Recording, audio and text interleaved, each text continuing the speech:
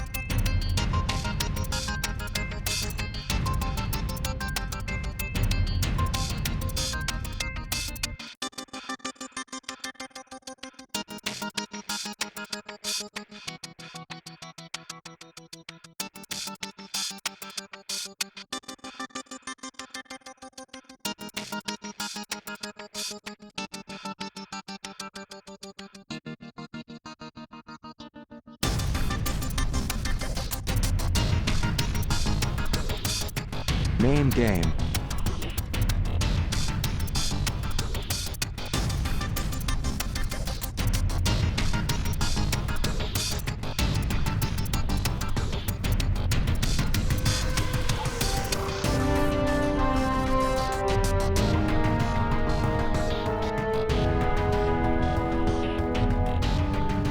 Name game.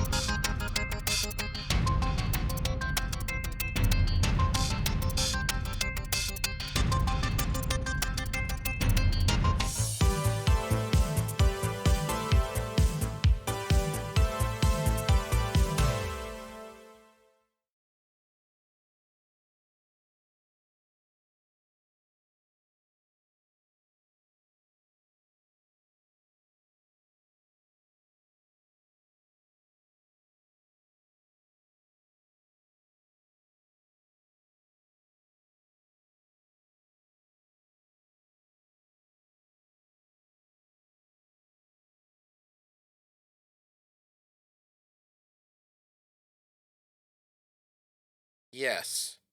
Yes. Hi, everyone. I'm here, and the audio is working. I have things to talk to you about. I'm very excited. I have many things to talk to you about, and it's important, the things. So I had to get my foot pedal here in by my foot. By the way, everybody, I have to tell you something. Do you know what it is? I'm Trooper SJP, and this is the Academic Foxhole, and it is Thursday, and it's our Mac Gaming Thursday, and we are playing Disco Elysium, but there's some other things I need to tell you. They're really, really important.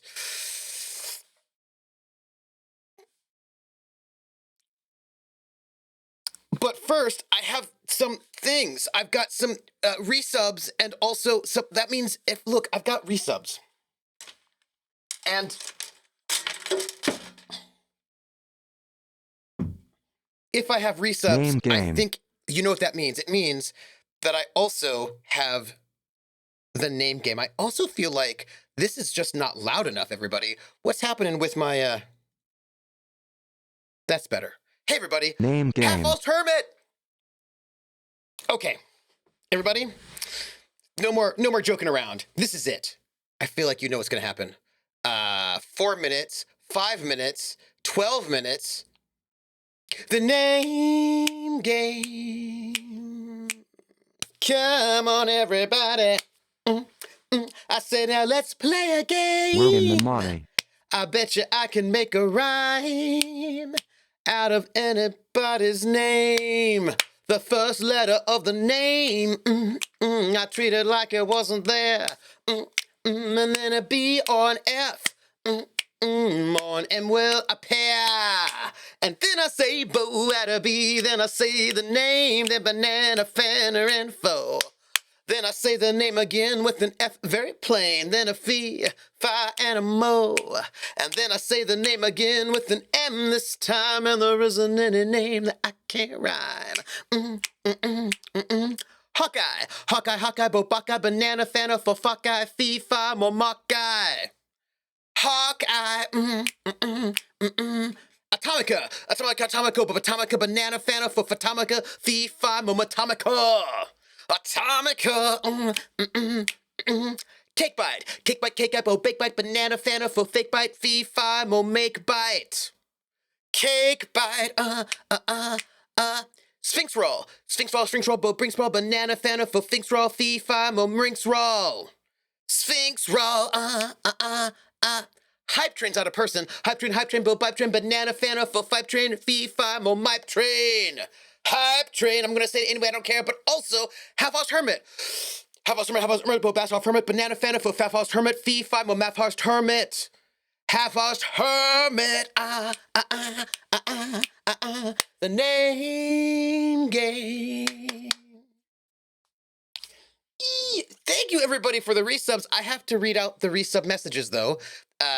But do not think I forgot you, Atomica. So, Hawkeye asks, do I need my denim leisure suit for the Elysium disco? Probably. I feel like if it's not denim, a denim leisure suit, I think, is very classy. It's very 1970s, especially if they have, like, really wide lapels and bell bottoms. But you could go with a lime green. A lime green polyester leisure suit would also, I think, be completely fine. I think everyone would be really happy to see that as well. I need a leisure suit, everybody. Look, I do not own a leisure suit, and I think I need one. These are things that I need to say. This is a true statement. Also, Atomica is here. Thank you for that resub. Also, thank you, Hawkeye, and also Cakebite. Hey, Cakebite. This is 1 month. You've been subscribed for 24 months. That's wild. Sphinx Roll. Thank you also for that resub. Hype Train, you're just a hype train. Thank you. Half-Arsed, sing all the songs. Half-Arsed Hermit, I miss you, and how are you doing? You are awesome in every way, and I need you to know it. Also, es war total cool, oder wie sag mal, das war total oberaffengeil, dass du so mir dieses Call of Cthulhu Spiel so gegM'd, ist es so ein Verb, gell? gegM'd hast. Ja, dass du mir Aber so, würd man sagen, ich GMe, ich habe GMt? Sag mal so, GMt oder wirklich sagt man das überhaupt nicht, gell? GM ist überhaupt kein Verb. Aber du weißt schon, was ich meine, gell? Anyhow, thank you so much for GMing that Call of Cthulhu game and in German, auf Deutsch. And then muss man das nochmal machen irgendwann. We should do that again. I miss you too. Oh, it's just the fucking time zone fucker. Yeah, I do know about it. I'm back doing tour guidey things and the season's starting. Oh, du GMt hast. Ah, du GMt hast, gegMt. So, ja, ich habe GMt. Ich habe GMt. Du hast GMt. Gestern habe ich GMt. Ja, I feel like you wouldn't put the ge, like gegessen is to eat, essen, right? Aber ich habe gegessen oder ich bin gegessen. No, that's different. Ich habe gegessen. Ich habe gegessen. But do you put the GE on the verb for GMing? It's a question that I have. I don't have an answer for this question. Also, hello emotes. Hello hype train. Let me see. Oh, I gotta get this bullying. I gotta let this go. Let me see. Allow. Gotta see what Atomic says. So, anything is a verb if you're trying. That's true. Anything is a verb if you're trying hard enough. And I appreciate that about German. What I appreciate about German is that you can make anything and anything if you wanted. Ooh, we should do a The Witch is Dead in German quick one shot. Ooh, I've never played it. I'm excited. Oh, you know what? Speaking of which, I do have. I know off the top of my head 2 dates that we cannot play Traveler because of, but also your EU time, which means maybe a weekend so that it can be earlier, not so late in the day. I'm gonna ponder it because you all know why. Atomic says, I love how when we started, Krell and I butted heads, and now over time we have made the same joke so many times, I think we're sharing the same brain cell. That could be true, actually. That is probably true. So, also, Atomic had shared bits. And because Atomic had shared bits, that means that I'm going to sing We're in the Money, as sung by Ginger Rogers in the film Gold Diggers of 1933, which means I'm singing it in Pig Latin. Also have something to tell you all. You know the song, right? We're in the money, we're in the money. We've got a lot of what it takes to get along. We're in the money, the skies are sunny. Old man depression, you're through, you've done us wrong. Oh, we never read headlines about breadlines today. And when we see the landlord, we can look that guy right in the eye. We're in the money, we're in the money. We've got a lot of what it takes to get along. Right, you know it, but I'm gonna sing it in Pig Latin. Airway and hey, the anime. Airway and hey, the anime. Iwiat galeat, we have wait wakes to take gale on way. Airway and hey, the anime. The ice skates are any say. Old me and the aviation cray, ooh, you're stand way hungry. Even if we eat red lions lay, if we had brands lay, ooh, day.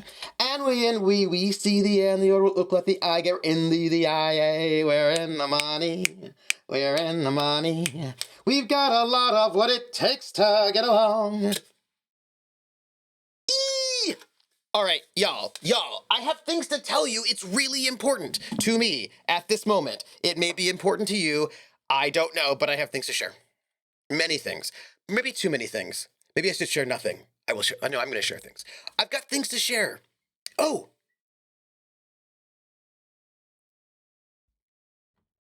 I have things to share. Yes. Half-Hour says, I could swing at a later time, potentially, if I'm not up early the next day. But yes, it's a low prep one-pager, and you're a bunch of murderous witch. Oh! Familiar animals who are trying to steal a dude's eyes. I saw that game played on Geek and Sundry. If you remember, Geek and Sundry had that show, The Foreververse, where they were characters dimension hopping right through different games. And one of them was The Witch is Dead, as a matter of fact. And I thought it was pretty cool. I think that was also where I saw Everyone is John for the first time. I'm definitely not Atomica. Please don't suggest that. I find it quite offensive. Wait, did I call Krellin Atomica? Oh, I hope not. The question is, has anyone ever seen Krellin Atomica in the same place offline? Aw. You're welcome to find that offensive, but that doesn't mean anyone has to care. I tried. Ooh, yeah, it's super low prep. I love playing as an initiate thing for people who want to get into RPGs. Nice! Okay, so, yes, I need to tell you things. So many things. Oh, wait. Wait. I have to show you something. I want to show you something. I'm gonna... wait. I gotta show you something. Wait. Wait.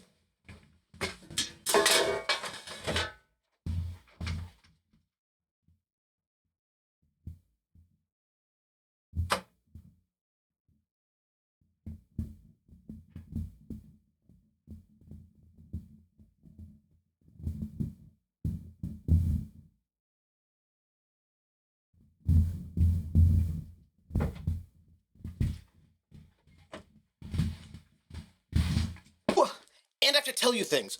Oh gosh, I have so many things to share with you and tell you, but don't say anything yet, everybody, because I don't have my headphones on, so I can't hear you. So like, no exciting saying things just yet. Okay, my headphones are back on, so now you can say all the exciting things. Although I cannot technically hear you talking, but I have things to share. Also, hey Volpes, if Krellin went Karen Carpenter, or Karen Black, or Karen.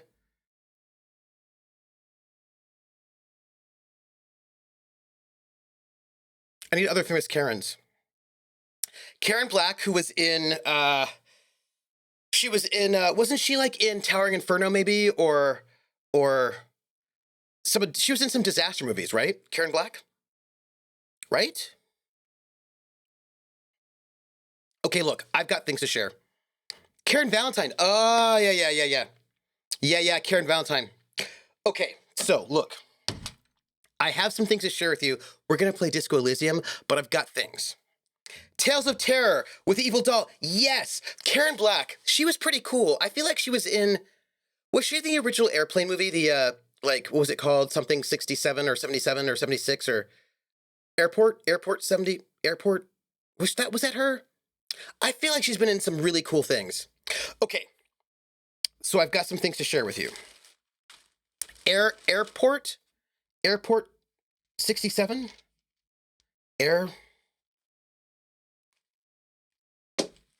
So I ordered something.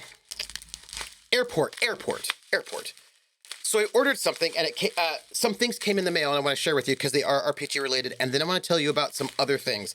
I'll tell you about some of them when we play Disco Elysium. But guess what, everybody? We have a new channel point reward. Channel point reward. Otrber, you'd appreciate. I have to defend a show I believe you love at work today. Oh, really? Nice. You should tell me about it. Also, we have a new channel point reward, which I'm going to tell you right now as I'm unpacking this, unboxing this, shrink wrapping, unbubble wrapping this thing. So I have a new reward channel point, which I feel like I'll have up on at least Thursdays, maybe other days. I cannot speak on this. But so there's this thing that I've seen people do. I don't know who does it. Maybe it's Vanity Fair. I don't know who does it. Anyway, some place does it. They do these like YouTube videos and they get these celebrities to come on, usually singers, maybe not. I don't know. Anyway, the point is they get them to come on and they do this song association where they get 10 words and they've got to come up with a song that has that word in the lyrics. They've got 10 seconds per song, right? They've got 10 seconds to think of a song and they sing the line that they can think of. And I said, I want to do that. That seems really fun, but I can't come up with the words myself because that's cheating. So I thought it would be a perfect channel reward point. And so I have right now live for 500 channel points. You can put in one word. There are only 10 words total allowed because it's like 10, you do 10, right? So I need my knife. My little faux knife. Hello, faux knife. Where are you? Those are not knives. Those are bones that you do rhythm bone with. But I have not been practicing, so you shouldn't. Don't look at me, right?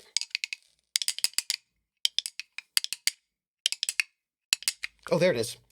So there are 10 of them. I figure if we get 10 words, then during our like halfway point where I do the giveaway, which I'm probably going to do if I don't forget, which I should probably do around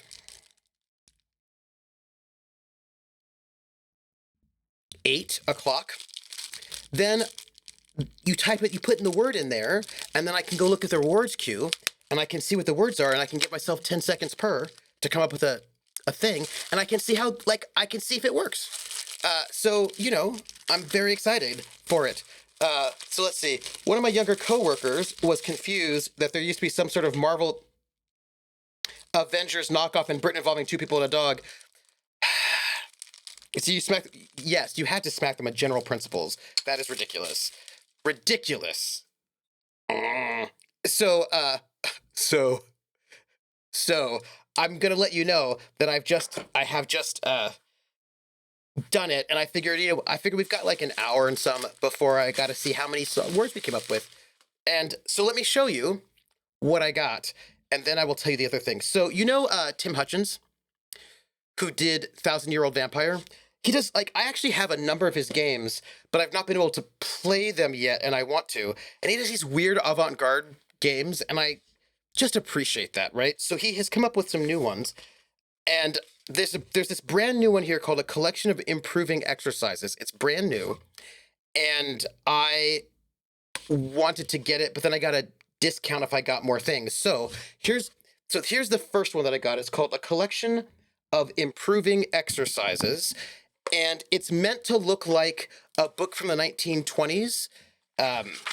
This might be a solo game. I don't know. We'll have to check it out. So it's all very 1920s style, and the conceit is, right, this is right, look, it says copyright 1924, Timothy Hutchins, right? So it's supposed to be a book from the 1920s, right? And it says, Volume 2 in a series, a continued introduction to perspective drawing techniques suitable for intertidal scapes and still lives. The Workbook, a series of improving exercises adapted from the Masters by Timothy Brian Hutchins, Master of Fine Arts, the Yale University School of Fine Arts. Very beautiful. And just as the artist draws the horizon line draws the artist. The relationship is circular, symbiotic, and without comparison in the natural world. Timothy Brian Hutchins, Master of Fine Arts, Yale University School of Art, New Haven, Connecticut. I wonder if he actually did get his MFA at Yale. So basically, there are all of these drawing exercises, right? It's this RPG is set up to look like a book of drawing exercises from the 1920s, but it's also an RPG. So I am very excited to see what this is like. There are actual instructions, but you know, I will not look at them right now. But anyway, I just thought, I don't know if you know this about me, but I used to draw all the time. So I used to draw all the time. I actually have some of my work published in comic books, usually comic anthologies. So like I've been published in Gay Comics, in I've had some of my comic book work published. That was a whole nother lifetime ago. So I used to draw all the time. And I thought an RPG, which I suspect it's a solo RPG, but an RPG where, and look at that. It's like got the gold binding stuff in there.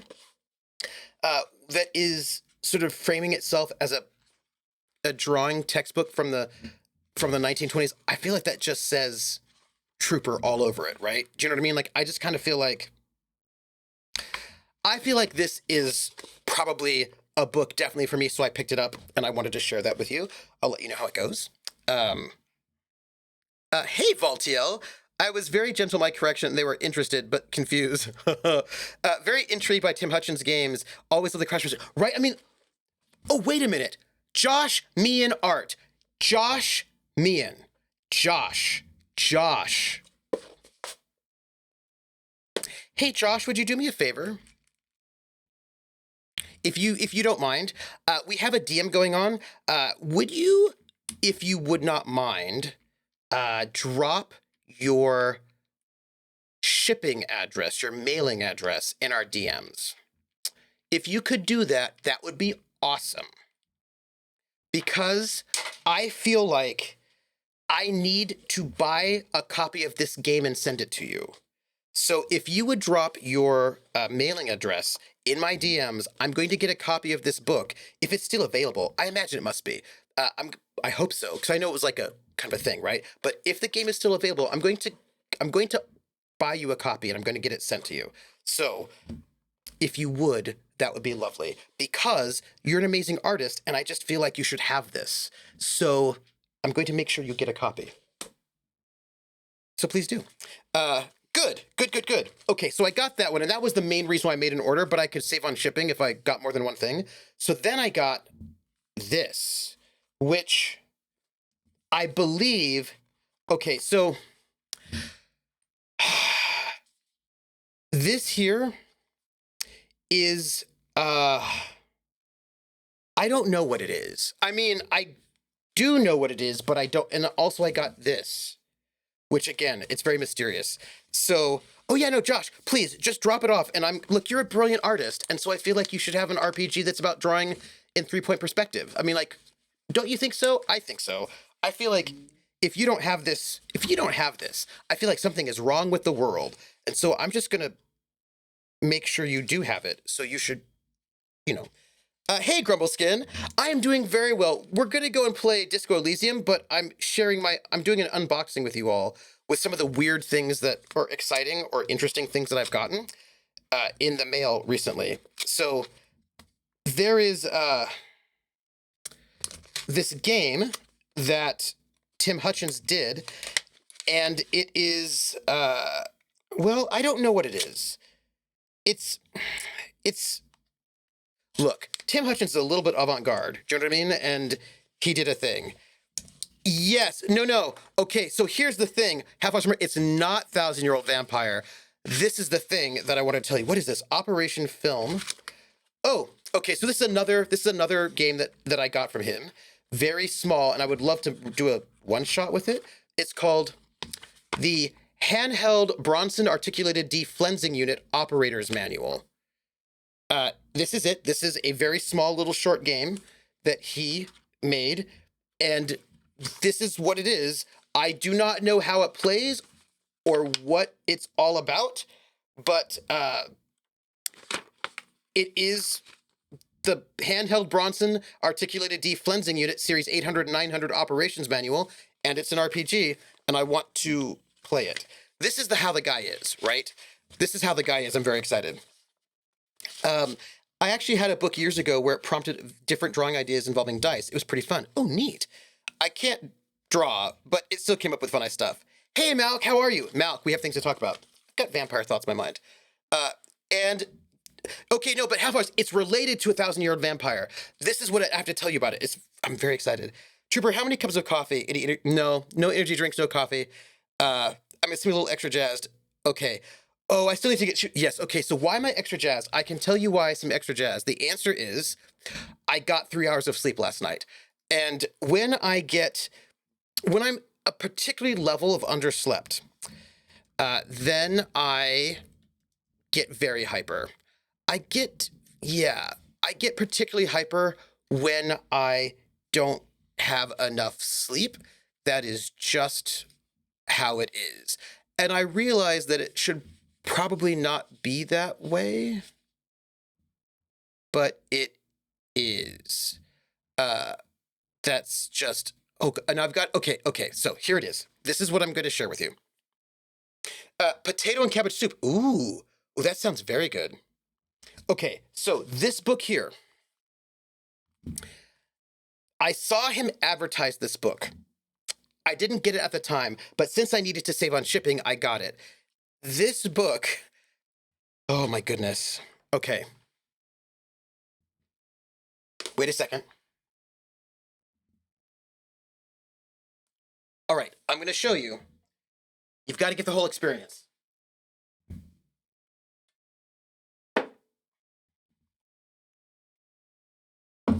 Ouch. So here is 1,000-Year-Old Vampire by Tim Hutchins, which is a solo game that I want to run, and I'm definitely going to do it as soon as probably this summer happens. I don't know, but this is 1,000-Year-Old Vampire. It's a solo journaling game where you play a 1,000-Year-Old Vampire, right? I will read you the back. A creaking hunter amongst dust and cobwebs, you prowl the night places, seeking the souls on which you feed. You have done this since time immemorial, or so you believe. You have no memories of living as a man-thing like those you catch and eat. But human traces linger. Your fingers trace clever arabesques in the dirt of your grave place, and with the flourishes come whispered songs in a language you've forgotten. Far away in a museum hangs your portrait, in oil by a master 500 years dead. You might have been lovers, but the diary you kept then is long lost. Thousand-Year-Old Vampire is an introspective, emotional, and sometimes frightening role-playing game built for lonely solo play across a few hours or many weeks, intended for mature players, right? And it sort of is set up to look like the diary of this sort of super old vampire. And look at that. Like, it looks like the production values are just out of this. Look, it looks like it's a whole like fake library tag. It's yeah, and it's got, look, the production quality, this guy cares about, like, it's got nice the little ribbons that you have, like the whole placeholder ribbons in here. So this is the game, Thousand-Year-Old Vampire. I'm gonna play it for a going solo. Do not think I won't. I will. But that's not what the other book was. The other book is this one here. And Half Hour's Hermit was correct when she said, oh, that looks like a Thousand-Year-Old Vampire. Is that it? Because it's related.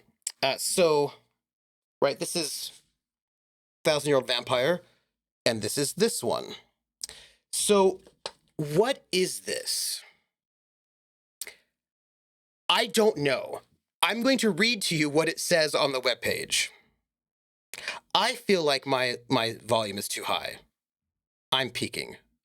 I'm going to turn myself down. Good. Okay, I'm going to read you this pitch. I found the book title, Fantasy Genesis, a creativity game for fantasy artists. Oh, nice. Okay, are you ready? I'm going to read you, I've not looked inside this, but I'm going to read you what it says. So when he came out with this thing, he said, don't buy this. He said, don't buy it. Don't buy it. It was $45, and he didn't say what it was. He just said, don't buy it. I didn't buy it then, but then I had to buy it because I was going to save on shipping. Plus, I was intrigued. So I'm going to read you the description of what this is that I just got, that I've not looked inside of yet. I just got it. Are you ready? Thousand-Year-Old Vampire Companion Volume. So this is a companion volume to Thousand-Year-Old Vampire. Here's the description. Here you may order the unnamed companion volume to Thousand-Year-Old Vampire. The companion volume is the physical mate to the original game book. Same beautiful treatment with foil ribbons and all the fanciness. It's true. 188 color pages on almost museum quality paper. But, that's what it says, but, this book is not necessary to play Thousand-Year-Old Vampire and is, in fact, an impediment to efficiently working your way through a game session. It is not a game in any useful sense of the word. It is not a book of stories or pretty pictures or additional prompts. It is not a book of character sheets, neither is it a journal. There's not a word in the entire book, or a drawing, not a puzzle to be seen. This book, to be absolutely clear, is not useful. It is, I believe, very worthwhile, but don't forget, friends, that I'm an idiot. My worthwhile might be your bitter disappointment. In fact, it most likely is. What is the companion volume? Well, I'm sticking to my guns and saying it's an experience that's best entered into without any foreknowledge. But I'll put a spoiler down below in case you must know. I didn't look at the spoiler. It's behind spoiler bars. Now, I'm going to go further and say that a bunch of folks pre-ordered the companion volume when I told them at length not to. Some people got so angry about it and yelled on the internet and sent me threatening emails. Others thought the companion volume is very interesting or amusing or challenging, sometimes for the wrong reason. The wildest thing, though, is that a small handful of the very angry people changed their minds about the companion volume and decided they liked it, and that Friends is just incredible. But to help stave off future outrage, I'll put an explanation of what you are buying in a spoiler way down below. highlight the paragraph and it'll describe exactly what is in the book, but I will not be so heavy-handed as to explain why it is exactly what it is.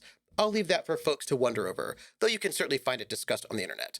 So then there's spoiler text, which I do not know. So all I know is that this is a book which is apparently completely useless and does not have anything in it whatsoever of value. And that you should, I remember he said, when he came out with it, he said, we have pre-orders for this thing. Do not buy it. Whatever you do, do not buy this thing. Don't do it. And I didn't pre-order it, but now I got it. I will say I don't know what's in it, but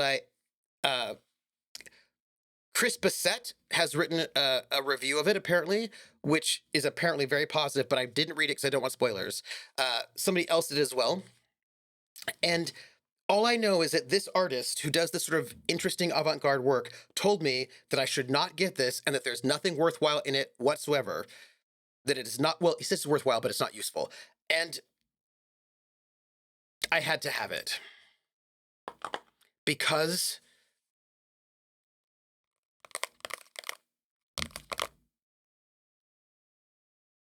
it's because Halfar says, fucking artist, man. I love this, but I am not entirely sure why. Right? Which is partly the point? Yes. Because now I have to be introspective about why I love it. Yes. Volpa says, as Abby Hoffman said, steal this book. Absolutely. Hey, Lonku, servus. Because of who you are as a person. This is true. And the thing is, right now I want to open it and see what's inside, but I'm also afraid of opening it and seeing what's inside because I feel like, all right, I'm going to just open the... I can't look any further. I can't look at it yet because I just have to... No, not yet. We're not ready. We're not ready to look at it. I want to very badly, but we're not ready. Okay, good. I'm glad that we worked that out, that I will not be looking at it just yet, but I am very excited about this really weird 12-page RPG. There is I will read you the description of this RPG, this 12-page RPG. I think it's kind of new. It is, I actually have a number of his games that are really, anyway. So this one is called, this is very short. This is the Operator's Manual for the Handheld Bronson Articulated Deflensing Unit. Says, Zine, digest side, 12 pages, black and white. Learn to operate a handheld Bronson Articulated Deflensing Unit, series 800, 900 only. This is a 12-page digest-sized zine, black and white, stapled, limited run. This is a partyish game for 2+ people disguised as a 90s-era equipment operation booklet.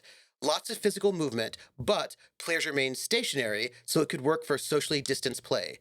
Please use common sense. This game is fun, not sad or scary. So I don't know if I believe him. What if it is both sad and scary? Maybe it is only fun and not sad or scary, but I need to know. This guy has got my number, is all I'm telling you. I will never be the same. You know what? I will never be the same. But look, things can be both sad and scary. This is true. Speaking of vampire. Okay, so I have two more.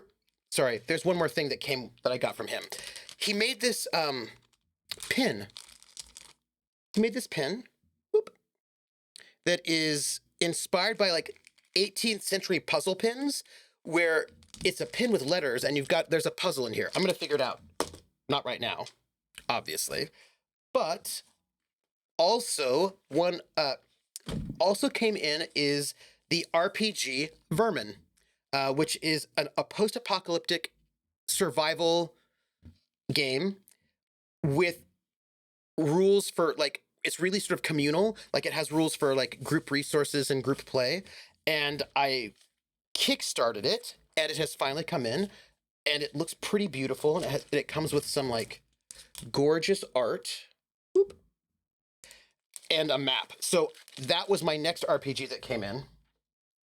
And it came with dice, which is awesome. And y'all are here, so you can see the spoilers. My advisor got back to me. I'm taking a second English class in the fall, which is fun, but I'm also taking astronomy. Oh, nice. Yeah, oh, Josh, the art's beautiful. I'm going to say scary. You do know what flensing is. Oh, I do know what flensing is. But they said it wasn't scary, which means I think it probably is scary. But I ordered a t-shirt from Prax, and it came in. And so now I have it. And I now have...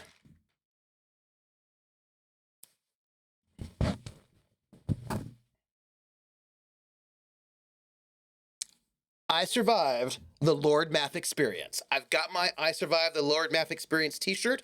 Prax doesn't know that I do, but I do. And I'm going to wear it underneath my robes for the finale of Witcher on Sunday. And then I'm going to, at some point in time, strip off my robes and reveal this t-shirt. Don't tell anyone. I mean, you know, it's going to be a surprise. All right, that is all of my show and tell. Yes. The shirt's very, very cool. It's very cool. Okay, so I was able to... That was me throwing out the trash. I was able to... I'm pretty sure I was able to connect the overlay, the Disco Elysium overlay. So I'm pretty sure that it is now currently working, is my understanding. So we shall see about that. Yes. Let's see what you have to say. Oh, hey, I got a fancy t-shirt too. It's soft and comfy. It has some awesome Traveler characters on it. Cher, isn't that t-shirt super comfy? The t-shirt is so comfy, I kind of can't handle it. Yeah. Hey, Shenanigans McLollygag. How are you? I thought Sunday was the penultimate. Wait, is Sunday the penultimate? What's the date? You're right, it is the penultimate. We have 2 left. You are correct. You are correct. We have next week, and the last Witcher is like the last week of April. You are correct. You feel bad that most of my RPG stuff starts after bedtime? Don't worry about it. I'm going to get something in a more friendly time frame once the summer starts. Yeah, so much exciting TTRPG stuff, and I cannot tell you all this, but because I can't tell you because it's a spoiler, but I'm going to tell you because that's how it works. But Josh has been sending me the sketches for the poster that I commissioned for Crash Jones, and I have not seen the very last sketch yet, but it looks so good, y'all, and I'm hoping I get to debut it on Friday. I don't know if I will be. Maybe I will. I don't know if I will. Maybe I will. Maybe. It's possible, but you will be very excited to see it, is all I'm going to say. Yeah, Prax gets something special in the last one. Oh, yay! Okay, I'm very excited for this. More friendly time frame overcompensates in RPs during work time. Oops. You know. Okay. I'm putting the stripes and landscaped in on a very special companion. Stripes. Okay. Okay. Okay, I'm so excited. Oh. Okay, I feel like I've shared all of that, and now I have... Okay, I'm going to tell you the things on my mind so that I can not forget to tell you. Vampire the Masquerade and thoughts, like how people perceive of themselves in the world, very from editions, and Foundry. Those are the 2 big things I want to talk about. Foundry and existing in the universe. By the way, I don't know if you notice, but the ground here has got beautiful tiling. Like this seems to be like a really, it must have been at one point a very beautiful square. That looks like really beautiful ceramic tiling on the ground, probably. That's pretty amazing looking. That's all I wanted to say. Also, there are many places we can go and hang out here right now, and we should probably see what we have to do. We have some missions to think about. Yes. Also, chat has things that chat probably wants to say. And deflensing is all I'm gonna note. There's like gonna be some deflensing. I have to figure out fate space combat. So far, it seems to be a big confused shrug. Oh, we can talk about that. I've thought a lot about it. Space combat. Oh, you said space combat as a. You know what? I misheard you. I didn't misheard you. I just interpreted those words to mean something different. I thought you meant in zones. But if you want to think about space combat, I got some stuff for you. I got things like spaces in outer space. I got you. We can talk about it. I got you. Krellin says VTM and thoughts and Foundry and existing. Thank you. So there are multiple ways to do. Right now, we're going to try to figure out what our missions are at the moment. By the way, y'all, we've got channel points. If you want to, you can leave a word for me, and then I'm going to do song associations where I'm going to have to come up with a song that includes that word. And I've got 10 seconds, and I may not be able to make it. Like, maybe I can't get, I'm sure there'll be words I will fail at miserably, but 500 channel points, throw them in there, and I will, when we do our song association, I will figure it out. I'm very excited. So let's see. The extension doesn't seem to be syncing, by the way. Really? Why not? It should be. Hold on, let's see. Options. So let's see. Streamer mode, Twitch integration. You know what though? Why do I have to do this again? That's so weird. Give me a second. We're gonna go here. So here's the thing, y'all. I'm looking for, where are my integrations? I did this earlier, and I feel like maybe you have to do it each and every time. Very strange, if you want my opinion. But let's see. I'm looking for this, not emotes settings, not that, extensions. All right, let's see. My extensions, Disco Elysium, and configure. Okay, first off, I put this in the other day because I wanted to do it, but let me do it. I'm not allowed to tell you what the token is because apparently if I do, the world will end, and I don't want that. I don't know what would happen if you knew what it was. Also, that does not look like a full key code. Let me do it. Now, maybe it won't work because I'm already streaming, but I do want to see what happens with this thing.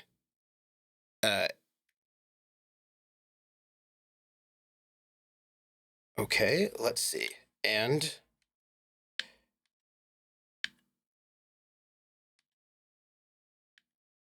hold on.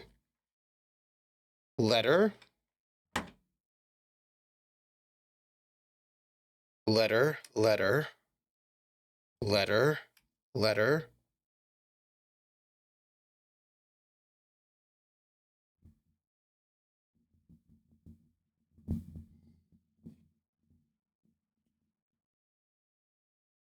1, 2, 3, 4, 5. 1, 2, 3, 4, 5. Letter. Okay, let's see what happens. Connection established. It is now connected. I do not know if it'll work out for you, but it is apparently connected. So again, it may not be functioning, but it might be. So we'll see. You might want to like refresh, perhaps. We'll see. I mean, Star Wars style snubs attacking other snubs and worship in space. Yeah. I got you then. Yeah. So what I would recommend is Tachyon Squadron. So I feel like, oh, you know what we were doing? We were trying to figure out what missions we had going on. So we're on Monday. We need to open the trash compactor. Oh, that guy, the manager, might have a key. So we should probably ask him. Let's just do that. We're going to ask him for a key. We could talk to other people, but at the moment, we're going to ask the guy for a key. Closer. Ugh. Gotta go through the side. Because maybe the guy that doesn't like us very much will actually give us a key to the trash compactor, unless he's the murderer. Have to refresh, but it works now. It works! Yes, it works. And also, I'm noticing there's like a little brain thing over there. Okay, let's ask this guy. Oh, hey, look, the doors are open. We can get into the kitchen. This is excellent. We'll ask him. Also, vampire and foundry.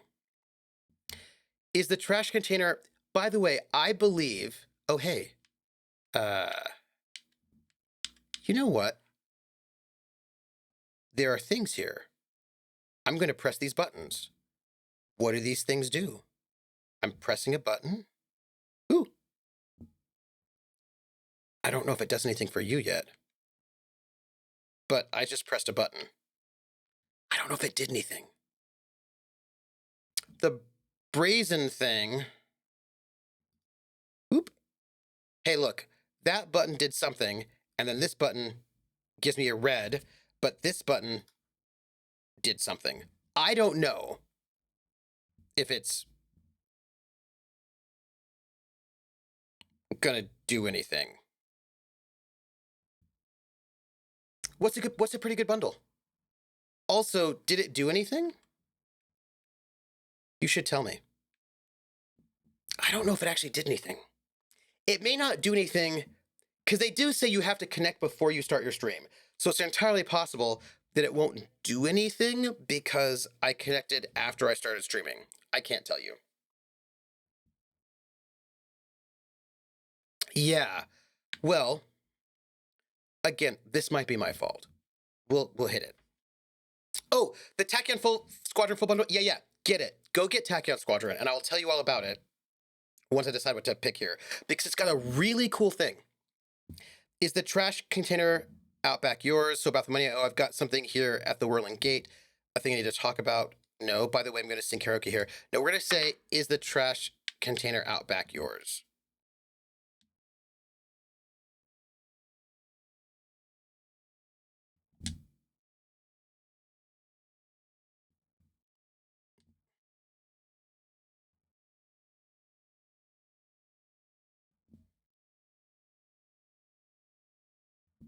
Hmm.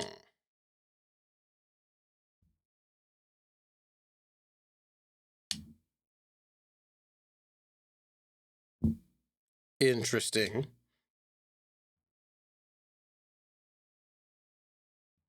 Uh-oh. I wonder what this feeling is. We're going to go with that.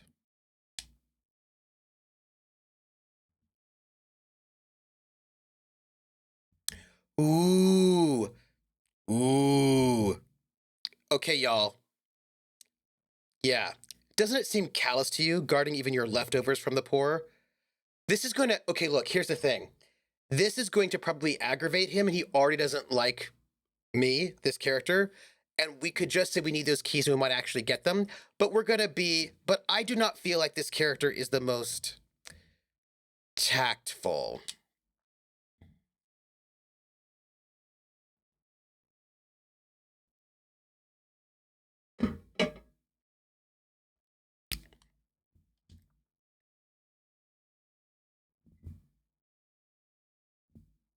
Oh.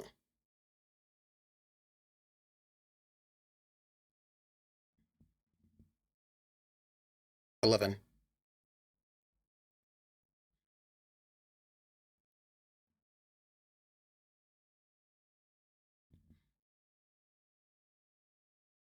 Ooh. I will say maybe I am Krasmazov. Stark. Uh, yes, let's return to that. Yes, we need those keys.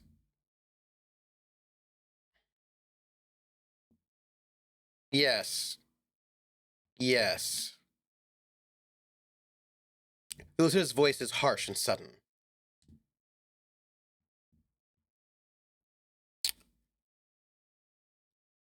I've got a lot of feelings about this game. I'm still in the day one, and the feelings are good.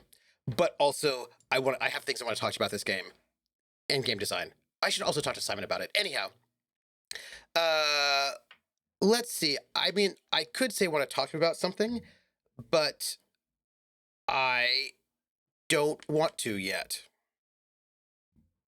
Oh, I'm going to say that I'm going to sing karaoke. By the way, I'm going to sing karaoke here.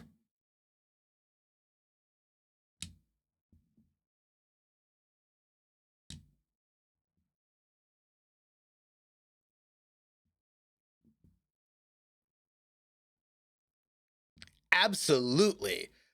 We're going to sing the saddest karaoke you've ever heard. It's going to be like Smith's level sad. Um, there is a comment that we can make, but I don't know what it is. I don't know what it means. And so I don't want to ask it. Do you know what I mean? So I'm not going to. Droogie Drew! Hey, all, is there something happening with the in game audio? Is it something on my end? Well, let me see what we've got. You know what? Hold on. I bet it's me. I bet it's me.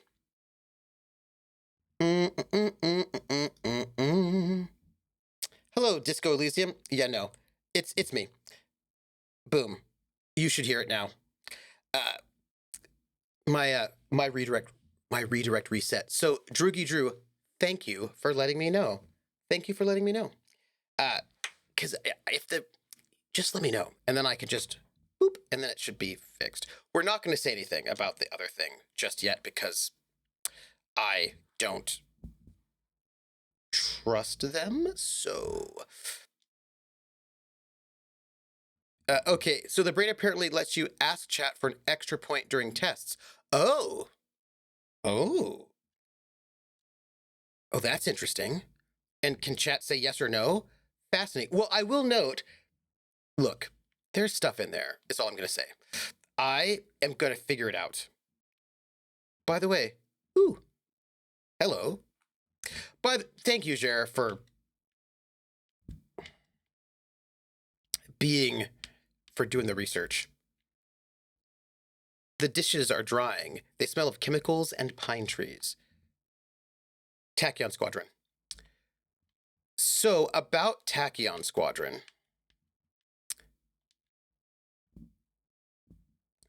Ooh, I can take money.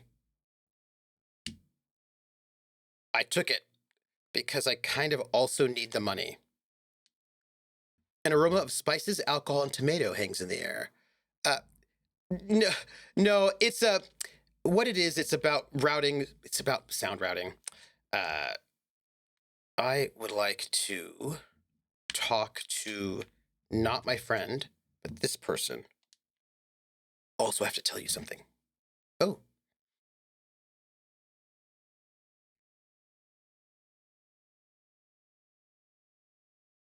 Hmm.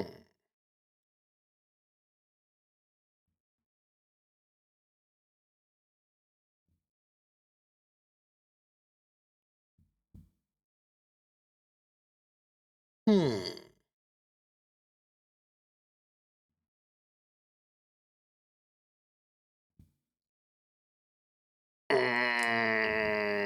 That was a failure, is what that was. So we are not going to ask that question. We're going to say, hello, sir. Got time for a few questions.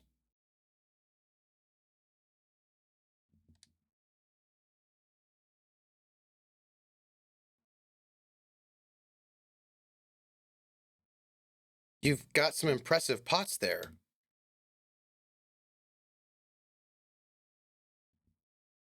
Aw.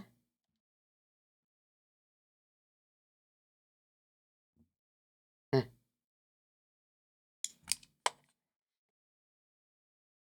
I got you. Let me know if that works. I feel like I cannot understand him, so I will go. Let me know if we're good. Well, when the audio comes up. Let's go through this door.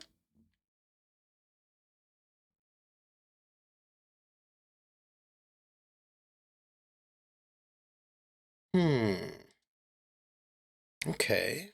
Let's see what happens.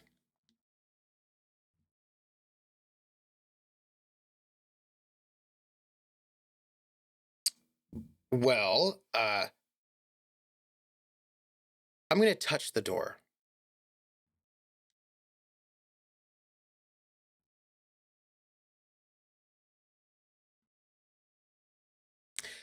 A blue door is very David Lynch. I just need you all to know it.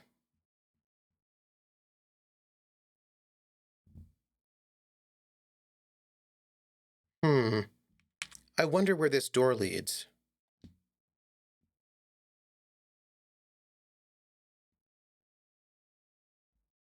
I do love a good cobalt blue. I also like a really good forest green. I'm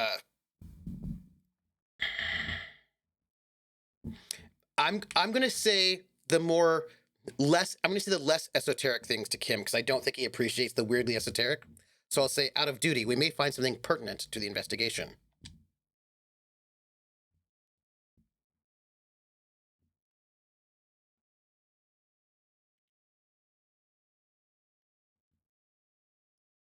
Yes, a mini side investigation.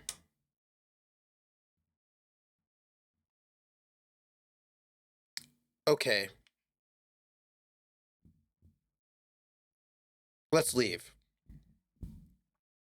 We probably should have tried to push the door, but we're gonna mess with our friend. You know what, though? We're not gonna mess with him yet. We're gonna go and try to get into that trash container first. You know, I feel like that's best. Okay, so Tachyon Squadron is really interesting. It has in Tachyon Squadron, you play fighter pilots, so it's really good for things like being a TIE fighter, an X-Wing fighter, that kind of a thing. And we are going to... can we open the door?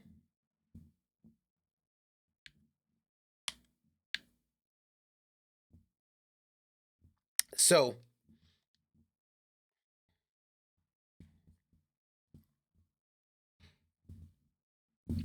Thank you. So the way that the Tachyon Squadron works, it's very, very cool. It is abstract, but it's got some really cool tactical heft to it.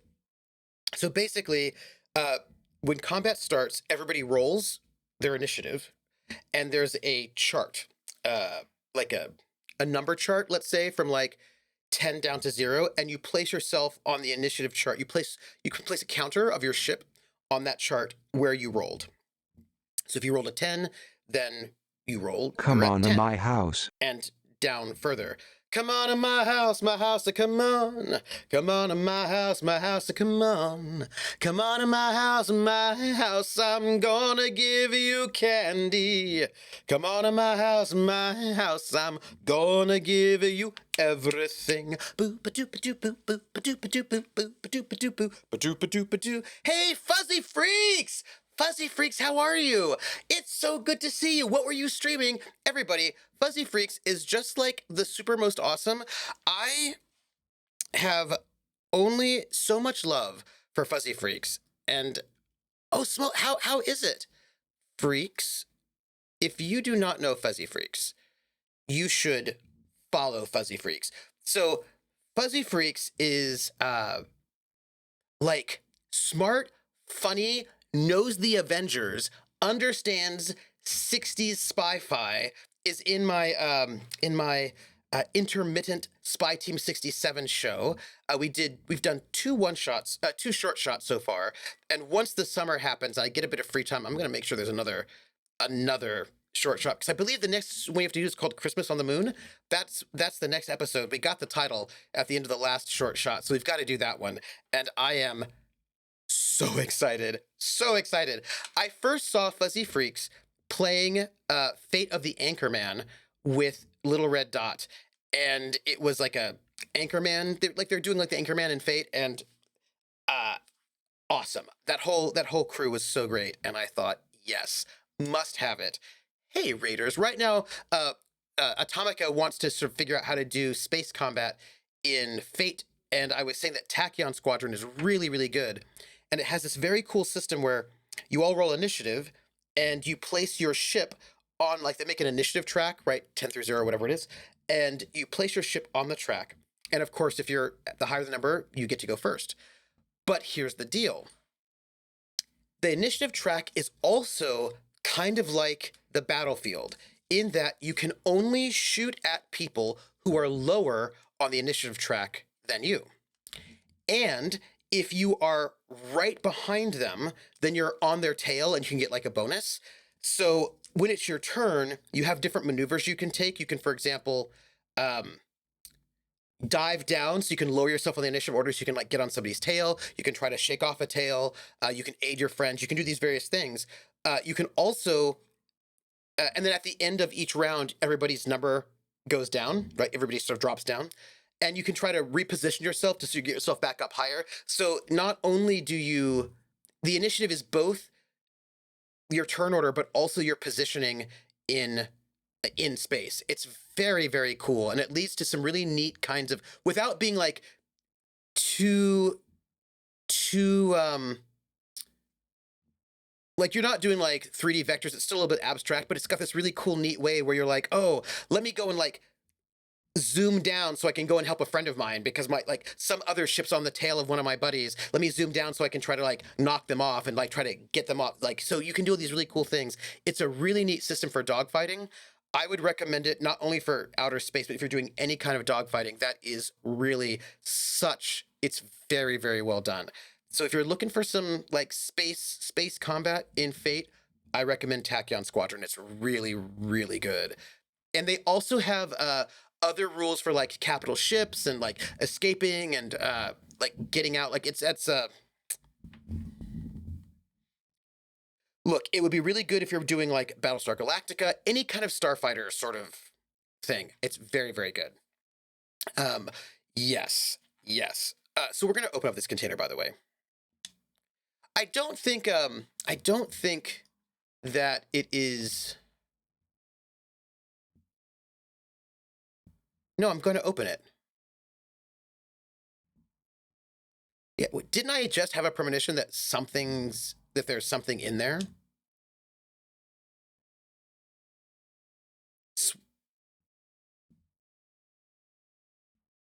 No, I'm going to open the lid. Bold.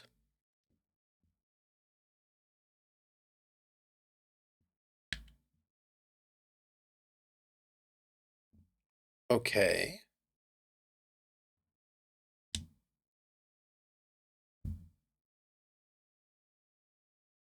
Okay. So I highly recommend Tachyon Squadron. It's also a pretty good setting.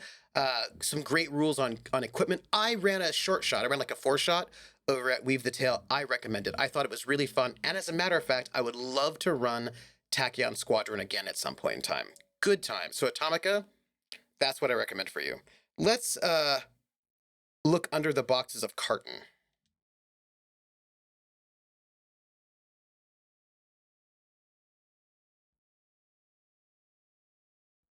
Hmm.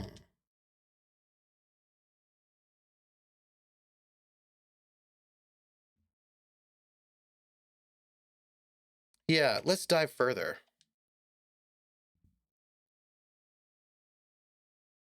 Hmm.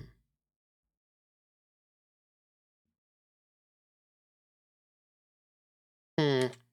We're gonna have to pick at the rags. Atomica says, I'm basically doing a 3-player game where one is the captain of a heavy shuttle, like the Serenity Bebop, where the other 2 are the snub pilots. I'm gonna make them go on little missions that will help me do galaxy building. Cool. Check out Tachyon Squadron. It's really good.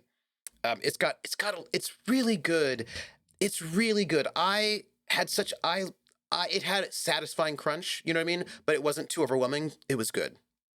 Baron Tor! I had thoughts for you too, Baron Tor. We're gonna pick at the rags.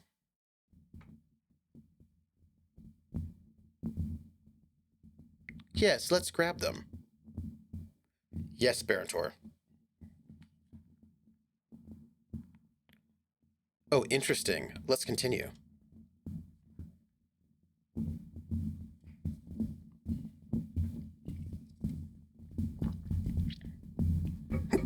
Well, that's suspicious.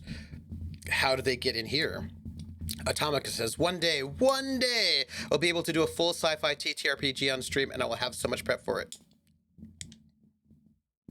Oh. The lieutenant produces a black plastic bag marked evidence from his pocket. It's bag those trousers.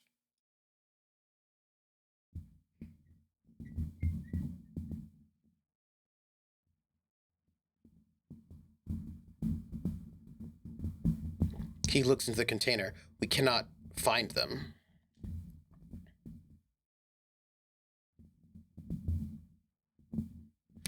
I really like Kim Kitsuragi, and I also like that his voice has a bit of a Frenchness to it, you know what I mean? Yeah, let's reach for it.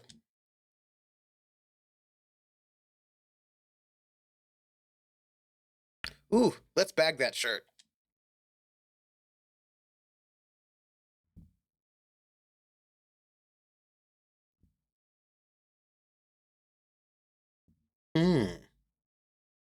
Maybe.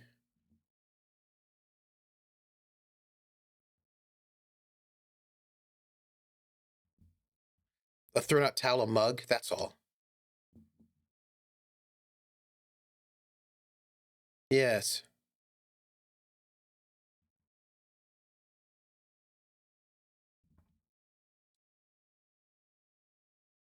He nods toward the red-haired boy behind him. But the question is, how did somebody get it in here when it's locked? You know what I mean? You think someone from the whirling might have been involved, maybe?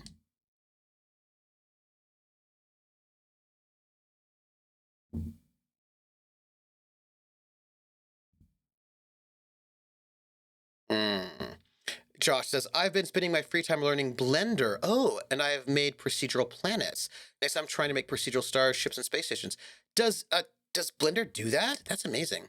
Atomica says, I have a really good first story plan, too. It's going to play with the Western trope that I don't think I've seen done in an RPG. Ooh. Mm. That sounds amazing. I do want to ask the kids, though.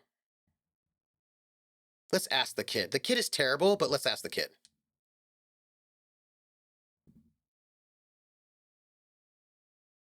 It's not what I said. You know, here's the thing. I feel like Kuno would be less of a problem if Kuno S was not around. Do you see what I'm saying? All right. Fine. Let's... No, the mug. I'm getting that mug too.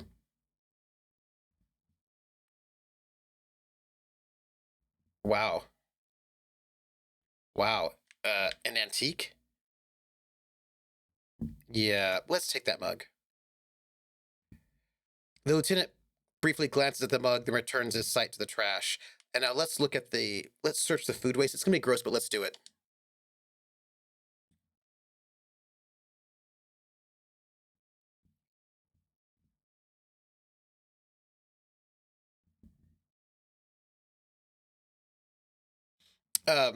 Blender lets me model 3D stuff, and it makes a great base to just paint the fun stuff on top. Oh, really? Oh, that's cool. Oh, is that true?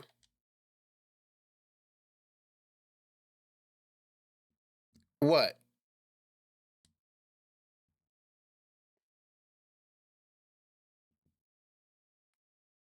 Look, I need to talk about this. There's some unreliable narrator business going on in this game, and I want to talk to you about a game that I had planned to make, a video game, a visual novel, but like do not have time, right? But I really okay, we'll talk about it. Anyhow, Atomica said something. There will be 4 players, the usual setup, but one of the players is the antagonist of the story. The antagonist will be captured at the start of the story, literally as part of the introduction. And the team will have to get them from point A to point B, while the antagonist is working towards their own goals as a prisoner. Ooh, have you seen the film The Last Detail with Jack Nicholson and Guy?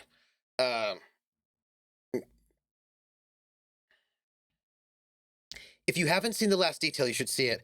The Last Detail is Jack Nicholson and someone else are two naval.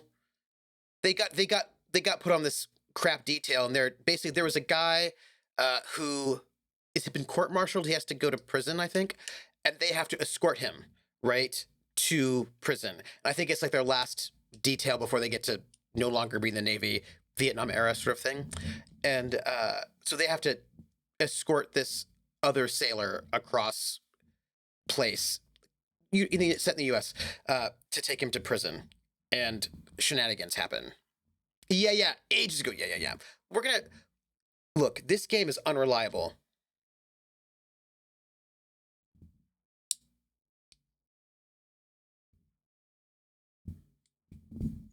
Hmm. Interesting.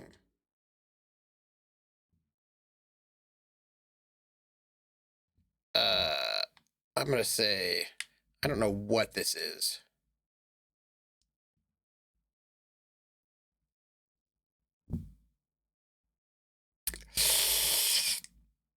A miserable looking slip of paper sticks to the board. Apparently that is my paperwork. How did it get in here? Yeah, that's what I want to know. What if my gun's in here?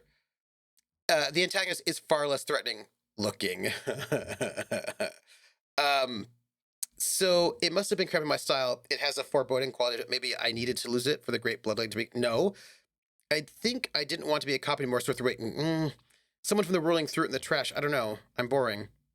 I would love to pull you, but I think I can't because I don't think I think I have to reconnect before. So look, I connected the last time, but I think it doesn't take. I think it resets. Do you know what I'm saying? All right, so I'm gonna say someone with from the whirling threw it in the trash. I don't know. I'm boring.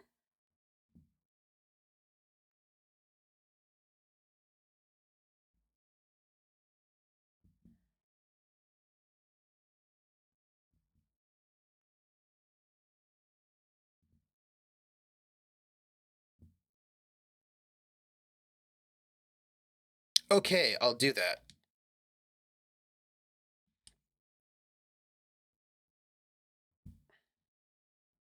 He peers into the trash where soggy cartons and rags stink uninvitingly.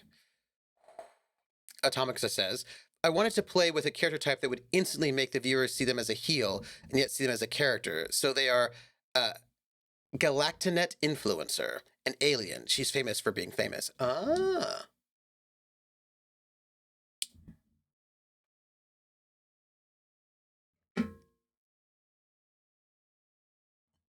Hmm. Okay. Um, let's close the lid.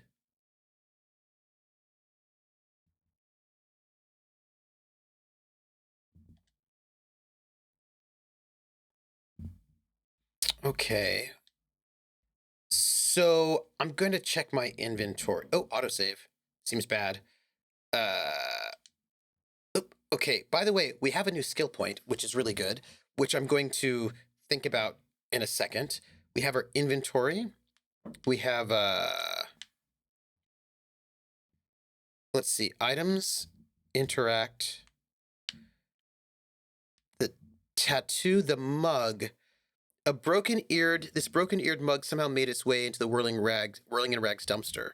It depicts a person of Samaran descent frolicking in a field of saffron flowers. I have to talk to you about that. Bucktooth and grinning feeble-mindedly. It seems to be a cheap knockoff of some colonial-era antique sketch. Damaged ledger. This is the ledger you found in the trash. It's full of notes written in a man's dense cursive. Have a closer look. Maybe it can be salvaged to start keeping notes on the case. Okay. Let's interact. Uh, we'll interact. Oop.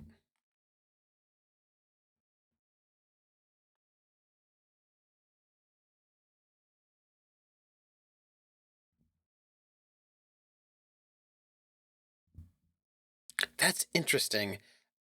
Anything else?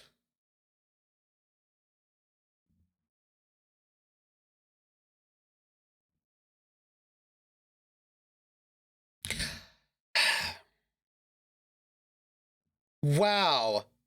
Wow, Damage Ledger. You know, some people are really not uh, nice.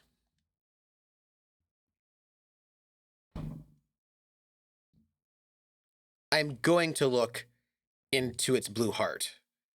I'm going to do that. I'm going to browse the white papers.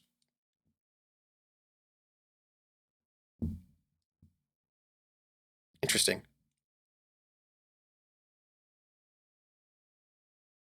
That's beautiful. Oh,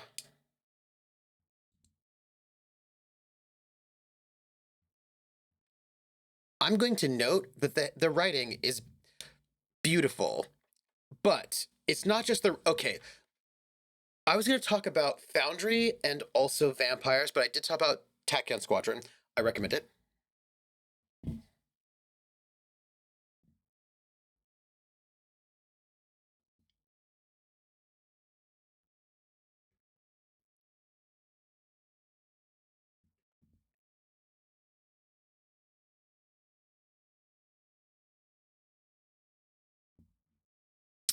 What is in there? What are they about?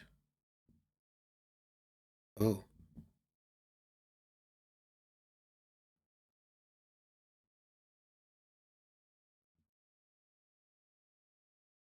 Hmm.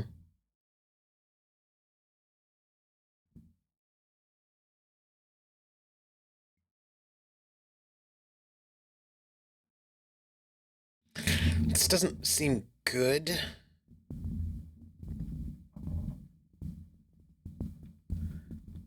Huh. Interesting. Uh. Huh. So before I continue, I need to tell you something about this game and my thought process about something. So I've played a lot of visual novels, right? And I was hanging out in the Renpy visual novel forums. And one of the things I thought about a lot about is people like, okay, so there's this thing about how people are like, when you make a visual novel, you want to make sure your protagonist has no personality so that you can just basically play yourself, right? It's really like, especially in all these sort of like dating sims, it's really important that basically you just sort of get to be the character, so you cannot have a character that has any kind of personality. And I thought a lot about that, and I thought about how I don't want to do that. I mean, sure, I like it sometimes, but I mean, you're not your character though. Do you know what I mean? Like, I suppose you could be, but also I thought I want to make a game where you maybe are not your character. You know what I mean? I have a lot of thoughts about this. Well, okay, so there's a game that I have made. I have made it. It is coded. Like the game is coded. I could hand it to you right now and you could play it, except the graphics are not programmed yet. Like I commissioned art and I have the sprites for it and I have initially put them in, but it I have been ambitious. It's like 10 minutes. The game is 10 minutes long.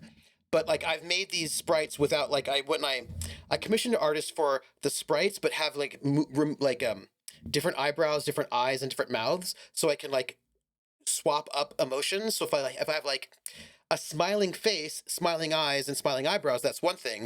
If I have a smiling face and like angry eyebrows, then like, you look a little like creepy, and so I can like mix up the different elements. So rather than being like, can you like make the sprite with five emotions? Or like, can you make the sprite? Can you make like these five eyebrows, these five eyes, and these five mouths, and then I can mix and match them, and some things with hands. And I was actually doing really really well until I realized I messed up something with the hands. Anyhow, so I made this game, and the question that I wanted to deal with was it's about winning.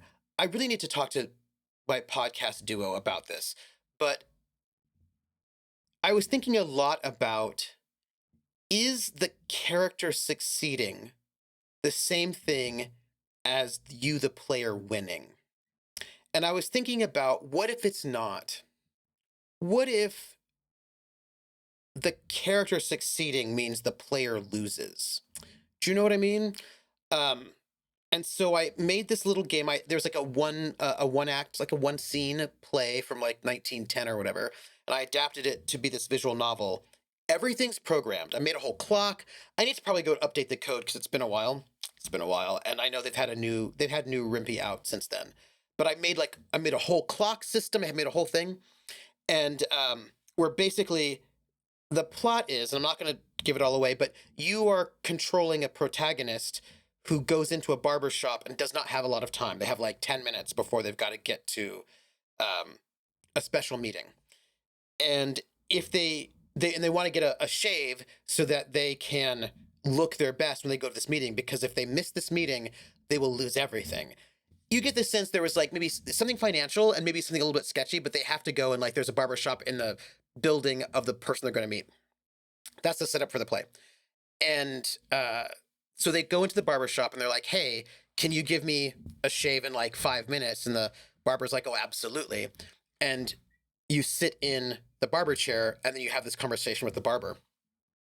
And there are a couple of things I really wanted to play with in terms of cause and effect and consequences. And I wanted to play a little bit with the player and their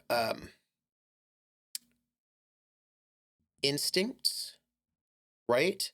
So the barber speaks very slowly and wants to have conversations with you, the protagonist, I suppose. And when you're playing a visual novel, you can just skip through all of the text by just hitting the space key. And I've made it so that you cannot skip the text by hitting the space key. There's a button that says skip text, or I think it says interrupt, something like that. And you have to push that button. If you actually want to skip through the text, you have to push the interrupt button. And your text comes up immediately, but the barber's text comes up pretty slowly. And so you can sit there, because the barber speaks very slowly. You can sit there and let the barber finish what the barber has to say, or you can interrupt the barber. That's your choice. But the clock is ticking and it ticks in real time. So it's a real time clock. And you know you've got about 10 minutes before you've got to be somewhere. And it's a real time clock, and the clock keeps going in real time. That's why I said the game is about 10 minutes long. And you've got some choices about whether or not how you want to interact with the barber. Do you want to listen to what the barber has to say? Do you want to interrupt the barber? Do you want to shut the barber down? Do you want to just like skip through the dialogue so you don't have to hear what the barber has to say? What kind of choices do you make? And as this time goes on, you learn things about the character that you're controlling. And the character you're controlling has goals. And if the character you're controlling wins if they can get to their meeting on time. But there's going to be a couple moments when I need you to ask yourself, do you want this person that you're controlling to get to this meeting on time? If they get to the meeting on time, have you won? And the character you're controlling can do some other things as well. And if you do those things, they get everything they want. Is that you as a player winning? Would you feel good about yourself if you got the protagonist to get everything that they want? Would you feel good about yourself if they didn't get what they wanted? It gets pretty intense. It gets intense.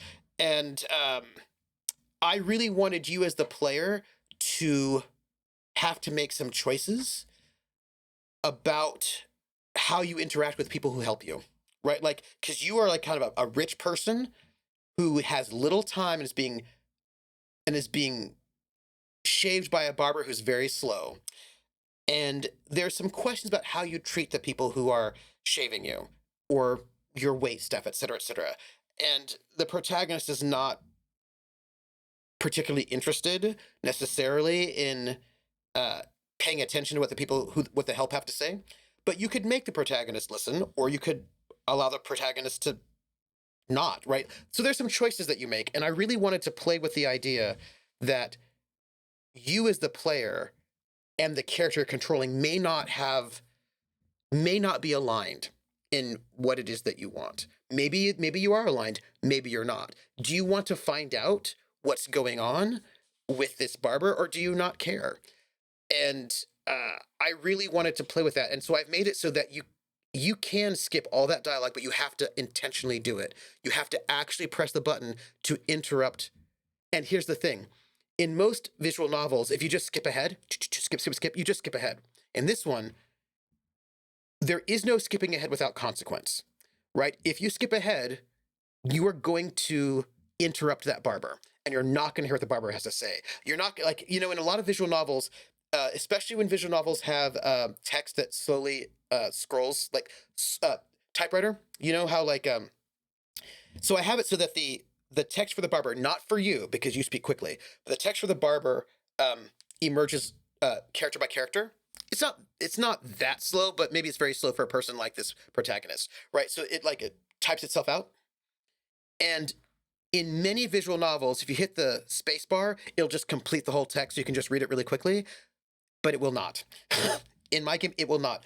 Either you interrupt the barber and do not get the rest of the barber's text, or you let the barber speak slowly and say what the barber has to say.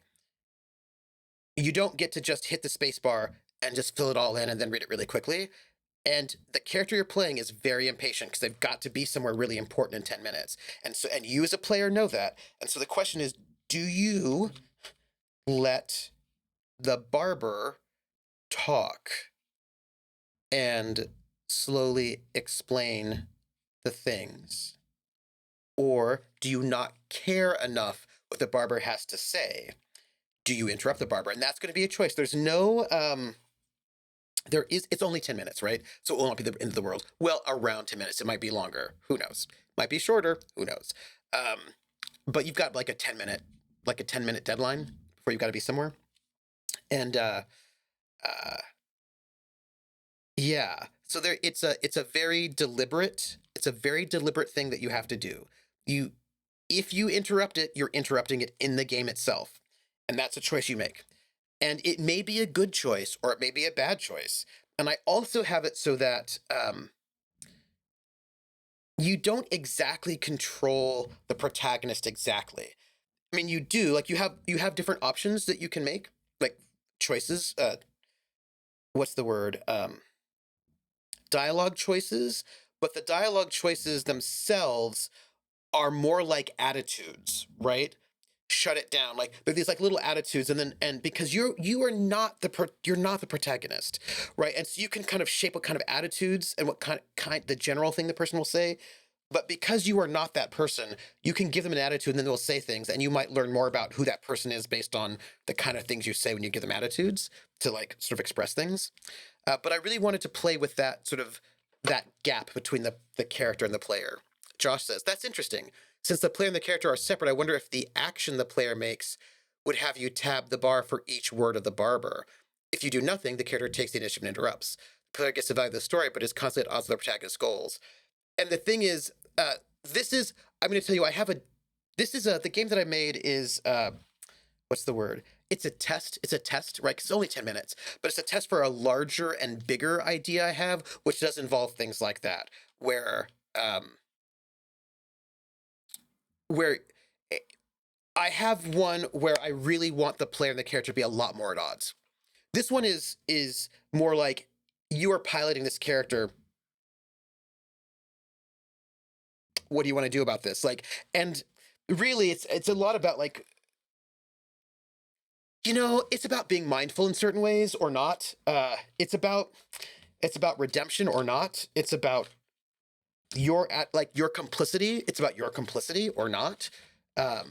Yeah, it's very short and it's almost done. And look, everybody, let me tell you, you have to get on me. I need to finish this game over the summer. Like next week is the last week of classes, and then classes are over.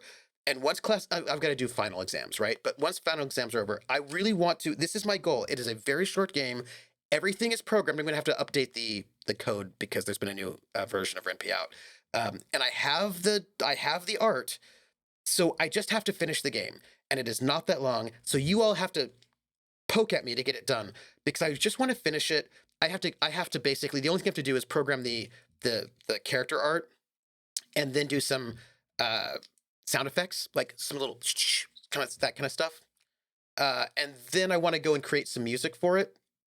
And I want to create the music in a kind of interesting way where, but the goal that I have is that I'm going to have a piece of music playing throughout the game on a loop, but depending on how the game is going, I'm going to sort of layer in different sort of elements to it. So, for example, if you are agitating the barber, I'm going to have a more nervous sort of percussion underneath this piece.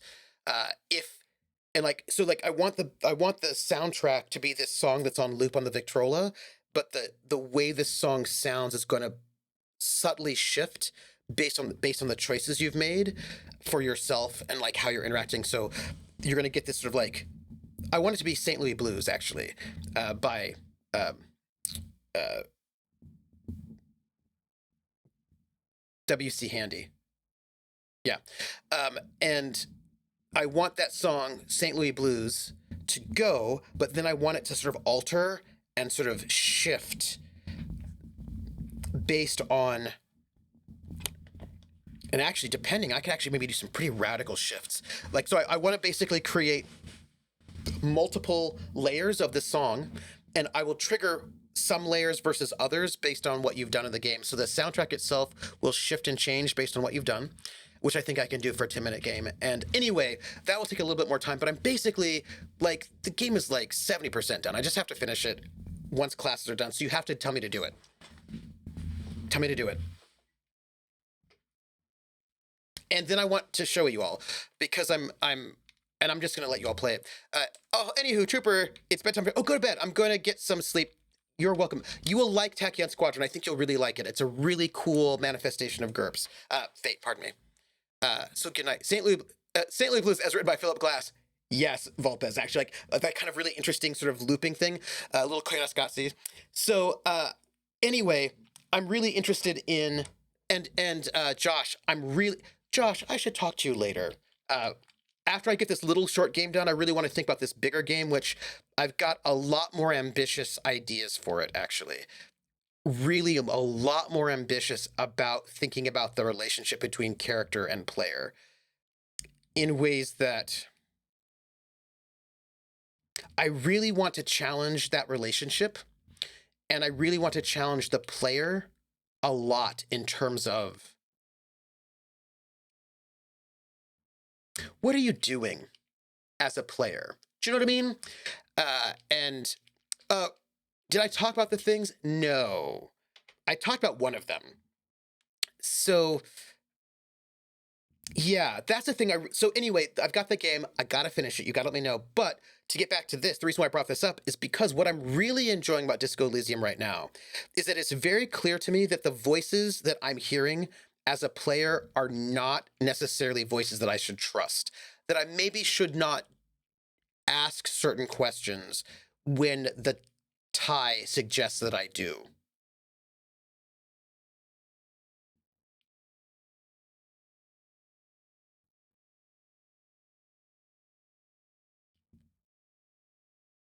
Two cases a week appears to have been my load, Lieutenant. I'm not sure I completed them, though.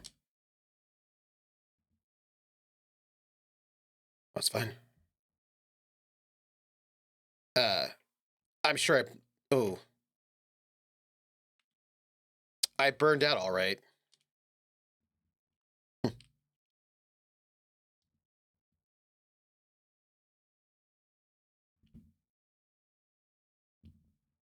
Hmm. There was mentioning of a naming convention here.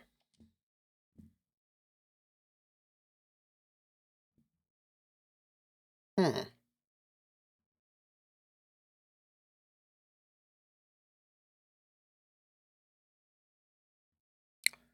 So I want to get it done, and I'm going to share it all with you when I get it done. But I have to update because there's been a new release of Ren'Py. So the two things I want to talk about was Vampire and Foundry, and I want to talk about Foundry first. Hmm.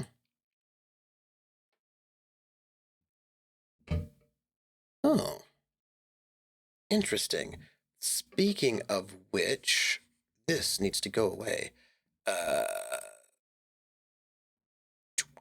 okay. Boom. Let's see. Oh my, and they're written in capital letters too.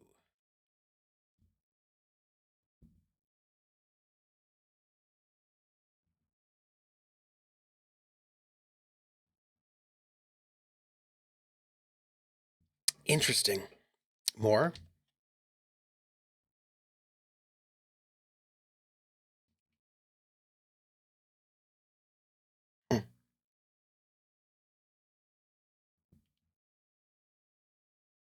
Who is this person that I'm piloting right now?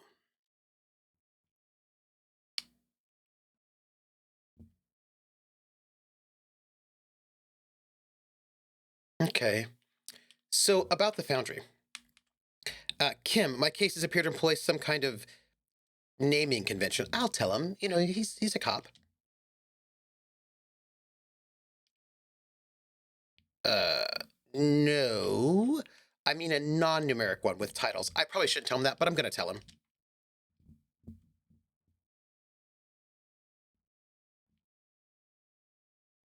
Oh. Why is that?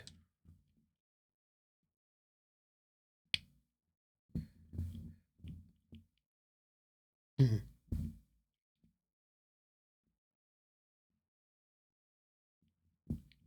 Hmm. I seem to have named a case the Square Bullet Hole Murders.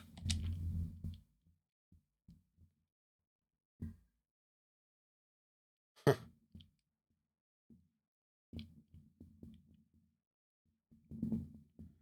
Or to cope, right? That could also be a coping mechanism. Barentor, should I ask you about the thoughts you had for me? It's about Foundry. It's Barentor. I wanted to talk to you about. I want to talk to everybody about Foundry, but I thought, but I want to talk to you about that as well. What happened to him? Ooh. I'm gonna count the pages. I have to open an official case. Is there room?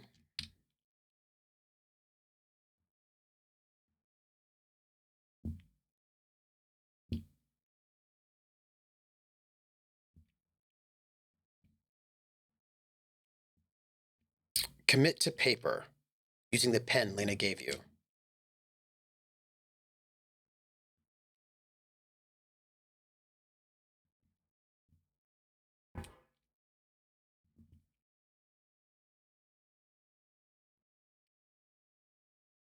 Hmm.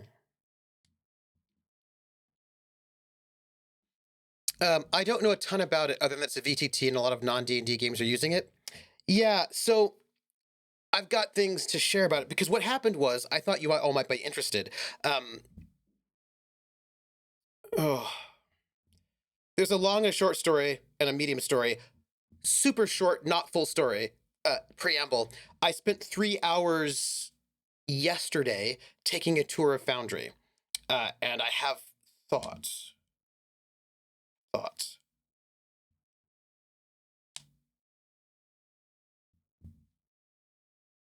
Cross out the ones I've already finished.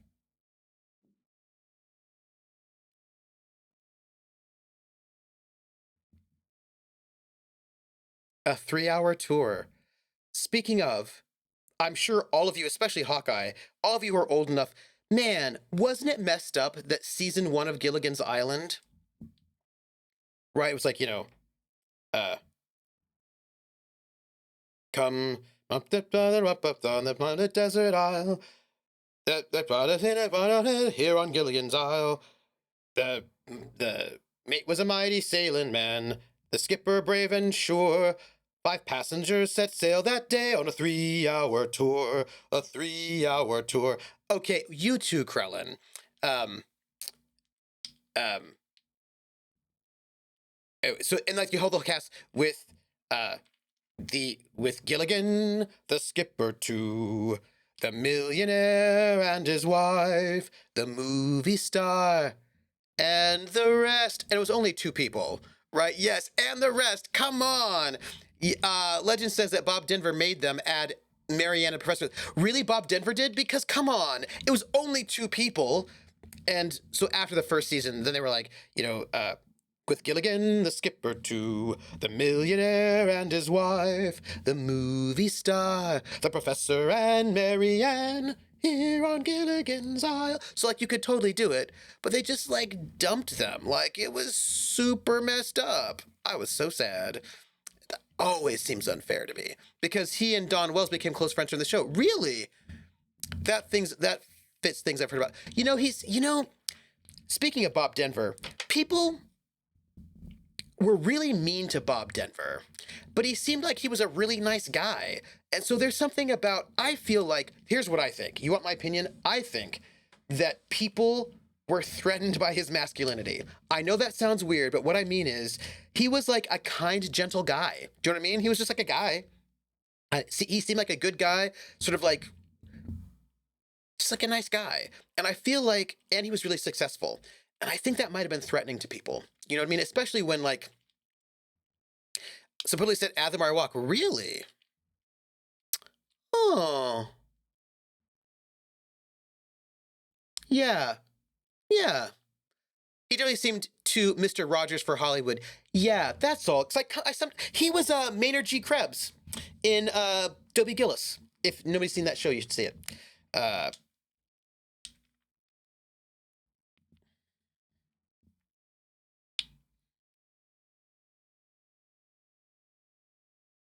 Interesting.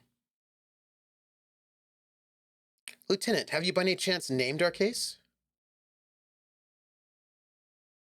Hmm. Yes, TV's first beatnik. Yes. Yes. The Hanged Man. The fears are at home in the mirror. No. The setting sun. No. Shit no stick. No. We're gonna go with the Hanged Man. Yes, he was the well-known star for the show. Oh.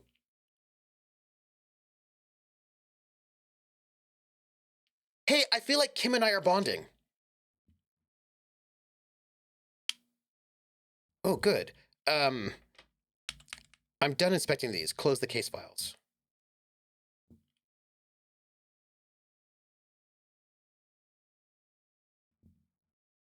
Hmm. I want to browse the yellow papers. By the way, we have a skill point we haven't used yet, but I kind of wanted to do this first. You know what I mean? Hmm.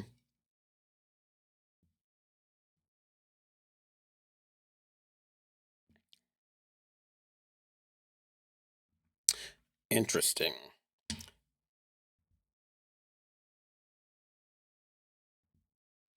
Hawkeye's like, yeah, more well known, maybe more well known than the titular star of the show. What's so funny? Well, first off, he was way more interesting than Dobie, although Dobie was fine. But it reminds me actually of Kooky, right from Route 66. Like Kooky became like the big star of that. I don't think he was meant to be.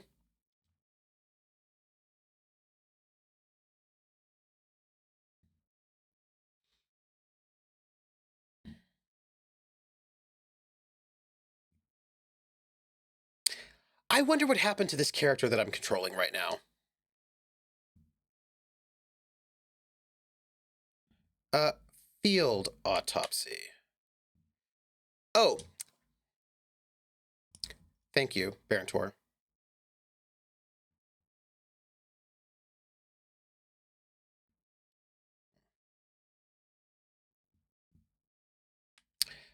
Station call.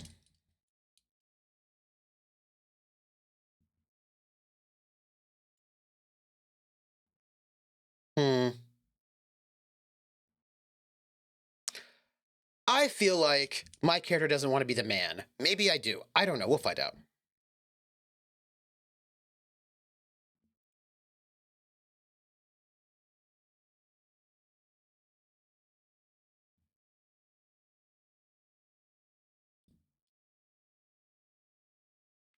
Enough of these.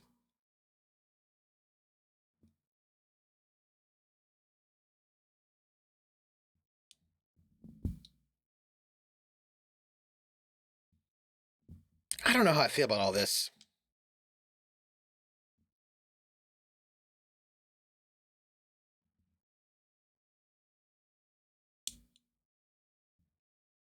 Okay, well, let's look at the clipboard, shall we? Oh.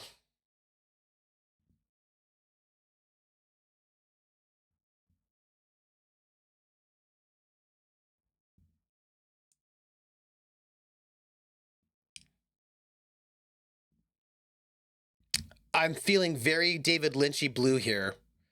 What did you say the color was? Hmm. Okay. No, no, no. No. We've got something here. We're going to shake the ledger.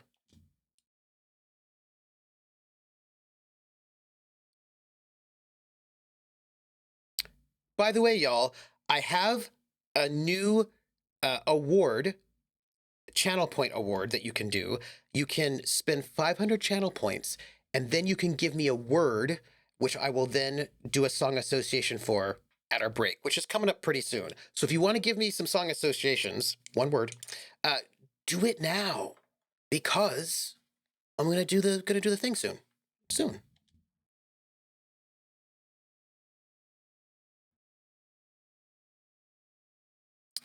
How would I open it?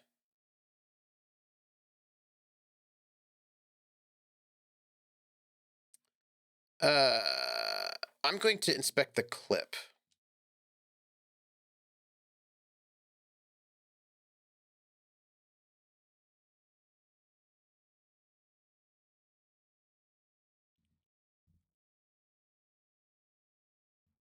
I'm gonna run my finger across the aluminium.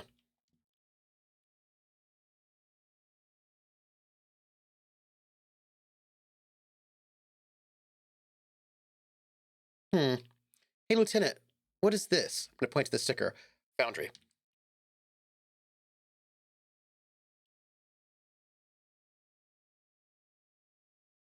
Interesting. What kind of information?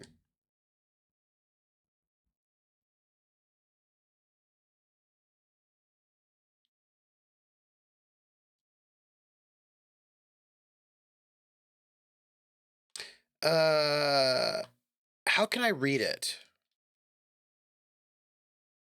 Oh, like, for example?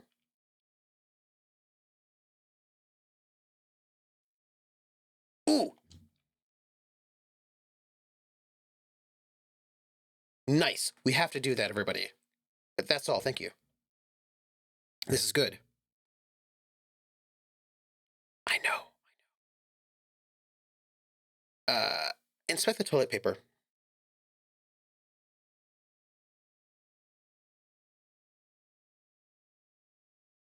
Maybe it's kitchen tissue? They look exactly the same.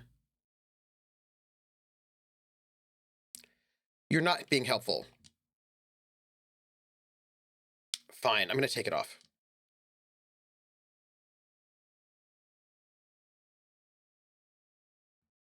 Thank you.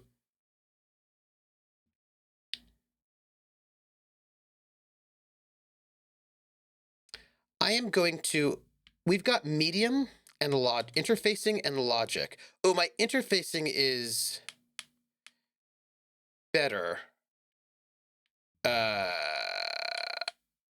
Let's think about, we have a skill point that we should invest. And I want to figure out if we should put it into logic or interfacing. And I feel like we should, oh, hey. Here's my thought, y'all.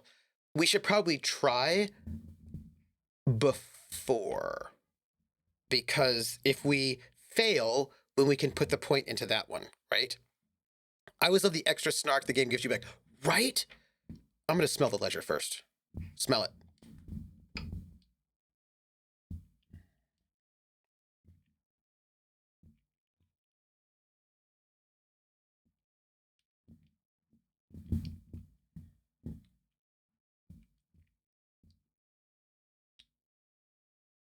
That's very mysterious to me.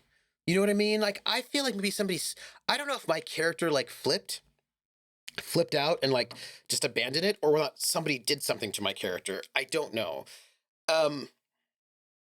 So interfacing. Hey. Ooh.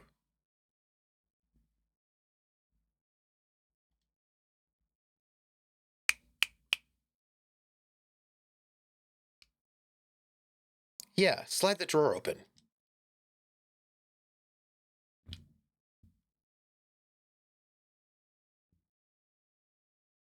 What's inside?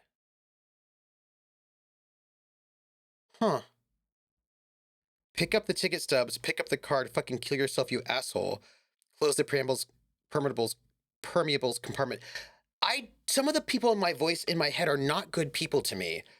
I think there's like a jerk brain going on here. I really want this person, whose name we do not know, to be better. Let's pick up the ticket stubs.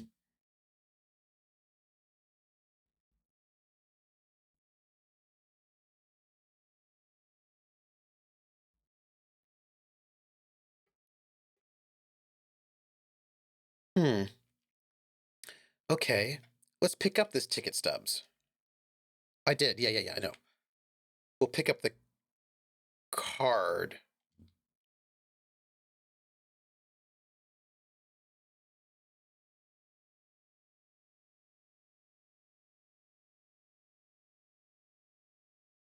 Let's smell it first. Hmm. Is this like a keepsake?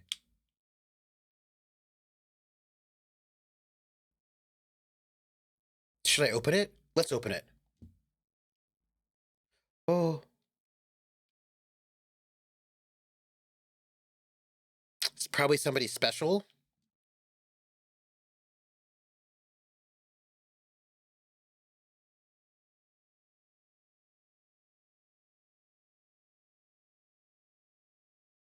Hmm. Sounds like heartbreak, everybody. Harry.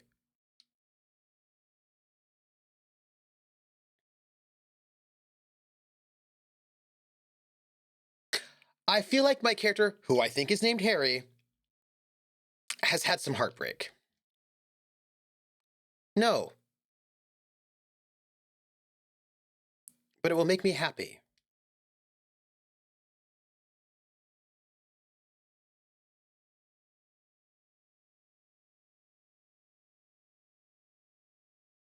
No.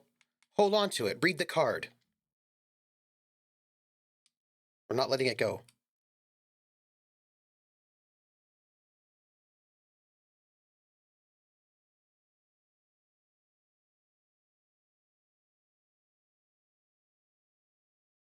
Voyager Road. Um, Neither one yet.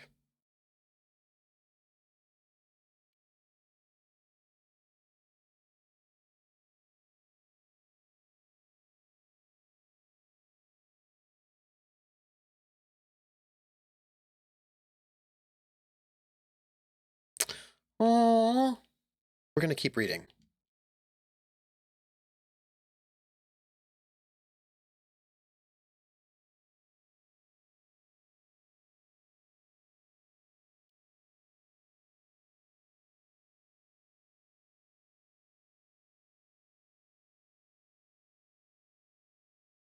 This person is dead.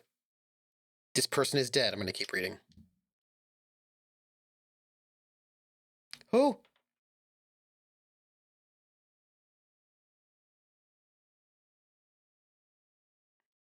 Oh. Continue. What? Why did I lost the ledger? No. Hold on. Hold on. Something bad is happening, everybody. No, apparently I'm falling sideways. I fall sideways. Okay, well, that was bad, everyone. Uh, did I just fail the game? Did I just die? Is the game over? Uh, uh, s- uh, Begin. Whoa! I think we just died. I think our game's over. Everyone, I think our game is over. I think our game is over. Is that true or is it not true? I don't know if it's true. We may not have, I don't know. Um, I don't know what just happened. Uh, Vulpes, is it truly a for real game over or is it not really a game over? I finished the game. Uh, I yeah, I've had games lie to me before as well. Um,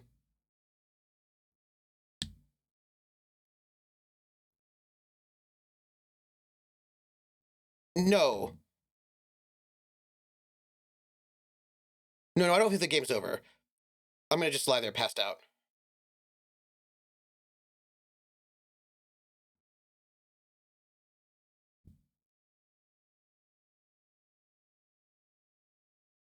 Who's that? Blue eyes. And and who was that? Yeah, yeah.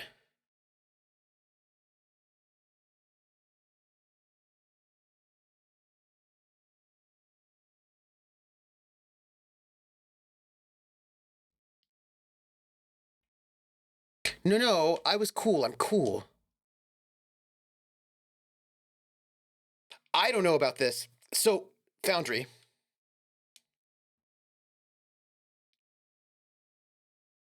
Yeah, the basal ganglia is the motor skill function of your brain. I believe. Yeah, I think so.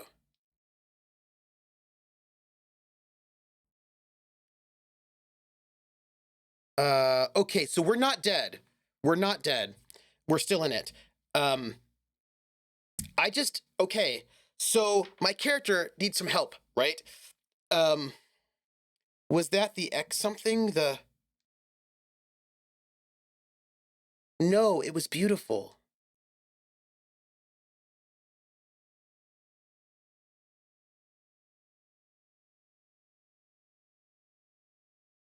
But where is Voyager Road?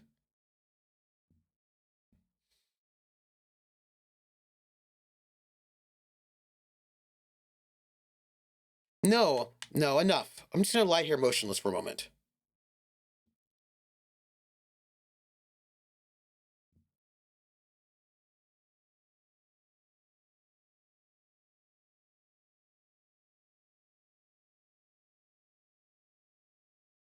What is that? It's cold.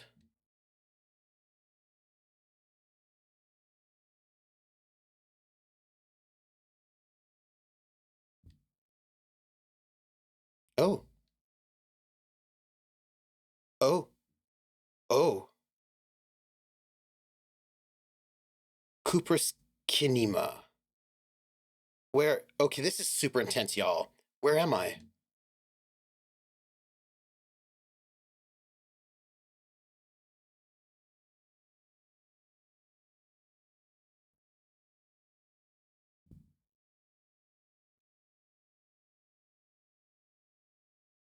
The lieutenant is extending a small canister to your mouth. I will drink.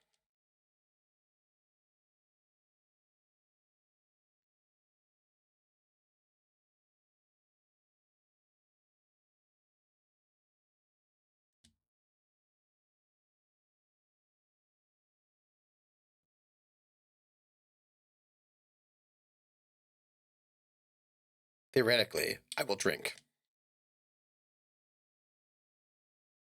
I think I need more health. I have to tell you all something. Yeah. Um. So. Um. Uh. I should ask you the same.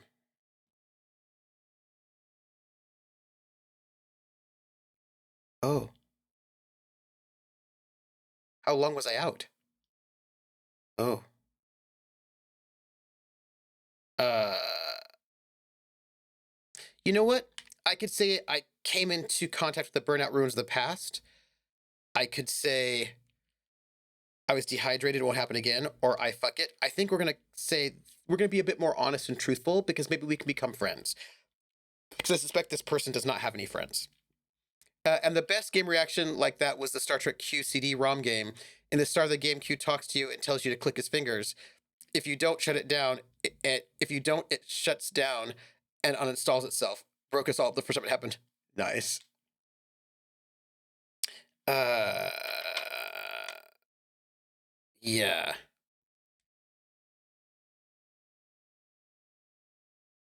He hands you the remains of your ledger. Oh, let's solve this case.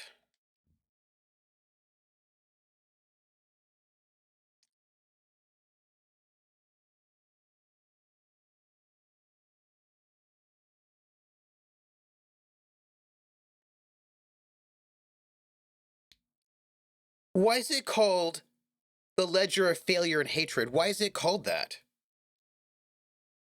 That's a question. Here, I'm gonna go here. I still have a skill point. We have some things to think about. We'll see if it'll work. But so here's what I want to talk to you all about. I got things that. Where's my ledger?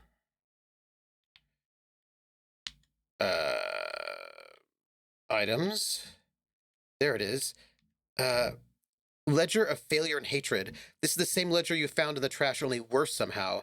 It makes you think about the letter and the woman's handwriting about not wanting to get out of bed in the morning.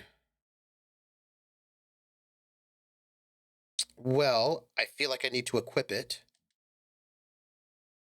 Great. I don't know if it gives us any bonuses, but that's a thing. Yeah. Sort of iffy. So, all right, let me tell you. By the way, we're going to go over here. Okay, so Foundry is a VTT.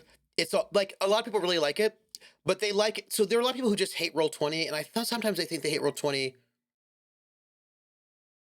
for questionable reasons.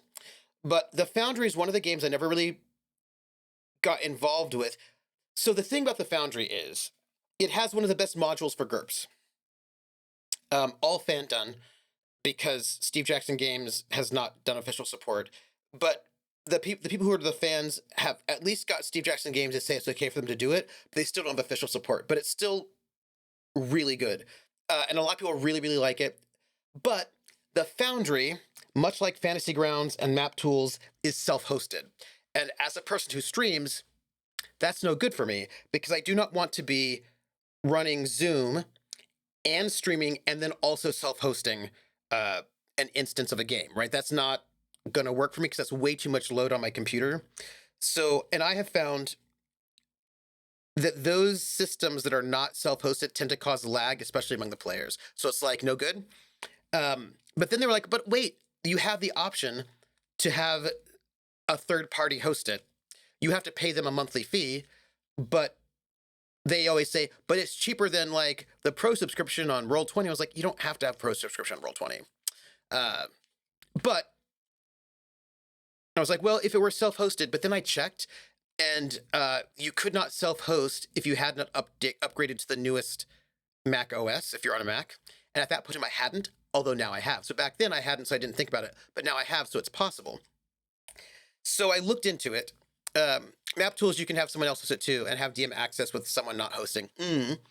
So I checked it out. What they brought me into an instance, they showed me the thing, and there are some very cool things about it. It's sort of open source. It's all done in JavaScript, so you can like, it's one of those things if you're a big old computer programmer nerd, you're like, ooh, I can make everything myself. There's that third element, but I don't know if I need to make everything myself. The module for GURPS is very good. You have to make your character through GURPS character sheet, and then you can just port it in, and you can do a lot of stuff. There's some really good things about it. It does not do rollable tokens like Roll20 does, but it has some very cool things, including hotbars, which is pretty neat. But like, there's some very cool things about it that are pretty neat. You don't have the time to do everything yourself. That's a thing. That is a true statement. I will say there is one thing that is really a problem with it, that they were like, well, but you can just, so it's $50, right? $50, you buy a license. But one of the things about, they're like, we don't have subscriptions. Like technically neither does Roll20. But the way it works is that, although if you want somebody else to host it, then you have to pay. But, so the thing about it is that you can only have one instance of a game up per license at a given time. So if I have 5 games, only one can be up at a given time. One of the reasons why I like it when you are not when you're not self-hosting is that, so for example, I can be offline, and right now my players can go on, who are in the gamblers, right? They can go on to the Roll20 and they can look at the gamblers thing and check out what they want to check out. They can mess with the character sheet, and I don't have to have my computer up for that to happen. And in Foundry, only one game can be active at any given time. So if I have the Forge host my campaign and it's up, then I can't run another game at the same time. Like it makes sense to me that I can't be like actively, but like I can't have another game that is alive at the same time. And most people I was talking to like, oh yeah, that's not a big deal though. And I was like, it is if you are me, because as a streamer, I might have more than one game live, right? Like, not that I'm actively gymming it, but I want the players to be able to access it. Like, for example, if I'm going to be running like another Streamiversary where I've got 3 games going, one after the other, and I want the players to be able to go in and make characters while I'm offline, have I can't do that. And they're like, well, you could as long as you just bought multiple licenses. And I was like, right. So I could spend $200 to have 4 licenses. You know what I mean? Like that's, I don't know about that one. So like I think it's really good if you are not a streamer, then I think it's really fine. Or if you only have one game at a time ever. If you are a professional DM, that would be a pain to do with the setup. Yes, it would. Right, Hawkeye? So like in that professional DM space, it's a little bit tricky. Now, it's possible that I could do it only for GURPS, that I could use Roll20 for everything else and then just use Foundry for GURPS, because then I only have one campaign going at any given time. I've got to think about it, see what I think about it. You know what I mean? Mess with it a little bit over the summer to see if I like how it works. It does look like it would be easier for players of GURPS to use their character sheet and use their system. I think that would be easier for them. There's some really good stuff in there. The only one game alive at any one time is sort of a bummer. That makes me sad, because that is a bit of a barrier for me, especially because I will sometimes have 2 games open at once. So that's like not great, but it's actually pretty cool. There are things that Roll20 can do that it can't, and vice versa. I mean, it's a VTT, right? I think that I'm not a person who's like, oh no, some VTTs are like, anyway, you know what I mean? Like,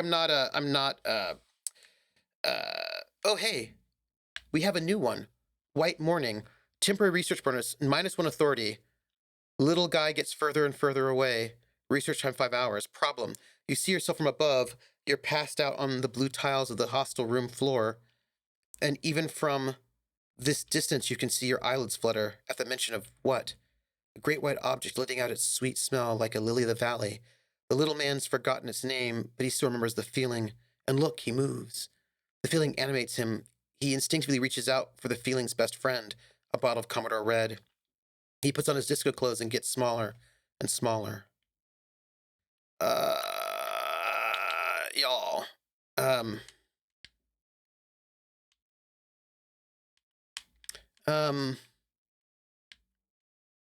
I would like to try to, what have we got? We've got like an hour from this. Hey, oh, I should make sure I spend some more time with Kim. But I would like to work out what's going on with White Morning. How do I get there?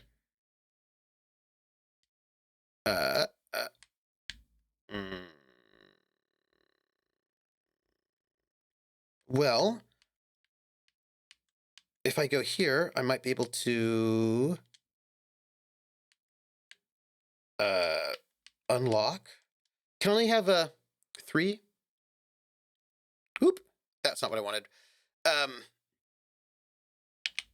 Let's get back up here. Oh, brain status. Ace is high. Lonesome Way Home. R2, L2. I would like to mess with my... Look, there's an empty one right there, and I'd like to use it. Woo! Wrong button. It's very exciting. I would like to use that, but I don't quite know how to do it. I don't think I can just yet. But it seems like it's open. Maybe I can only do 2 thoughts at once. Because I really want to figure out this White Morning situation. Ola Storkbinder, how are you? All right, so we're gonna check out our bonuses from items.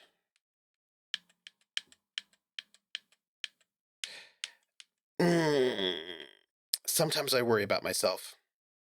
Sometimes I worry about myself. Let's go to this. Explore the whirling secret passages. There are strange doors in the whirling. No one knows where they lead. Find a way in and see what's hidden in there. In the hostel's cafeteria, forgotten corners. Who puts the clothes in the trash? Ask Kuno and ask Gart. Read the watermarks. First, go to the kingdom and turn on the lights. I should probably do that. But here's what I'm thinking. We should look at our map and see what we have. We've got encyclopedia, empathy. Why are some of these not? Physical instrument, electrochemistry, physical instrument, and logic. We should probably do logic, right? Don't you think? We've got 2 logics, and if we did 2 logics, that might... I feel like we should either do logic or physical instrument, is what I'm thinking. Also, we should do our giveaway. I'm gonna do a giveaway in 5 minutes. So if you say anything in the next 5 minutes, you're gonna be into the giveaway, and I'm gonna do a giveaway for a video game. And I feel like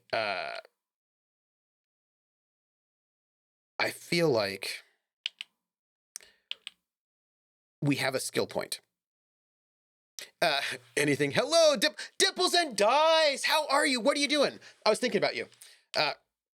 Right now, I was talking about how I was checking out Foundry, and I think it's good.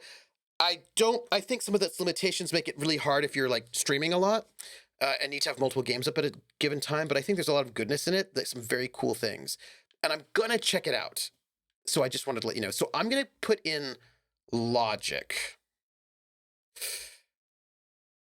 although I do have some questions.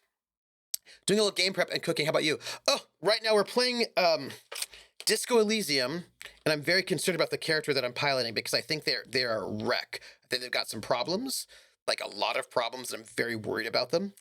I'm very worried about them. I don't know if there's going to be a perfect VTT for your situation. Haven't got a chance to play around and found you as a GM. So the thing is, Roll20 is great. Roll20 works for me really well. I like it quite a lot. It does everything I need it to do.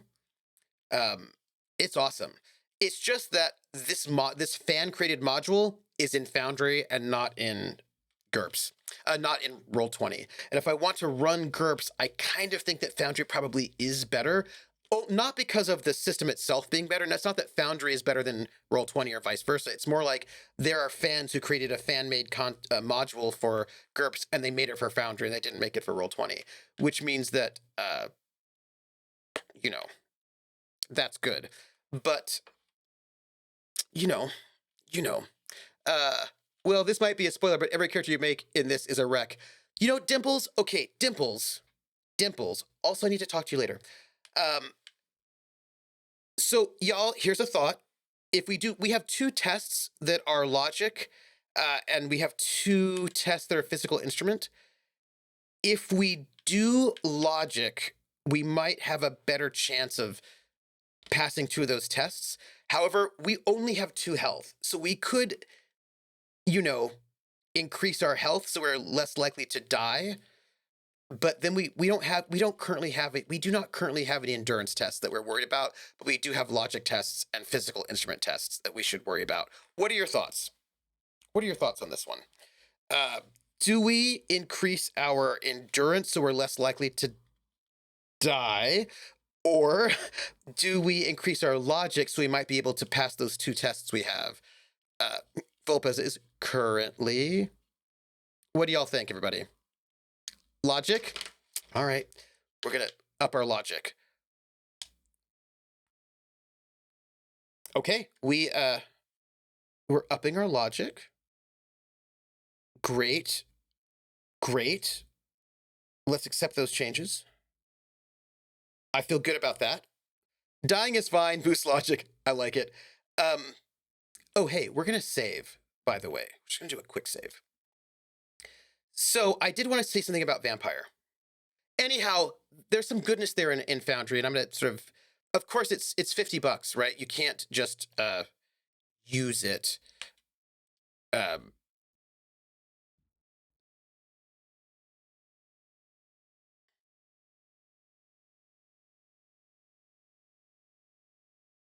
Kim, how do I turn on the headlights? Yep. Okay.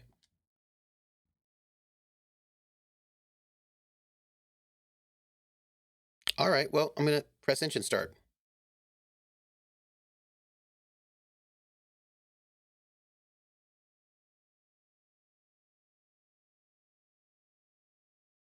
And press that button labeled headlights.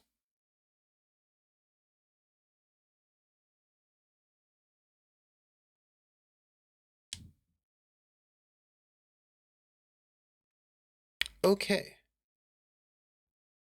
Okay. Thank you. So here's what I wanted to tell you.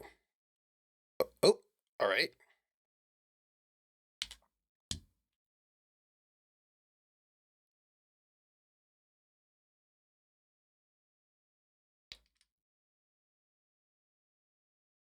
Ooh. This is a really weird buddy cop movie. It really is. Dimples, it is. There's a note of pride in the lieutenant's voice. Ooh, thank you. I'm gonna talk about VTM.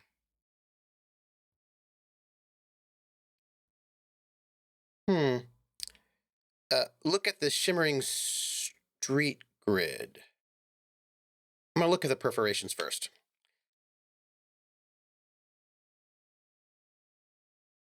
Tally up the different rows. 18. Not bad. Not yet. Give me a second. All right, what about the next one?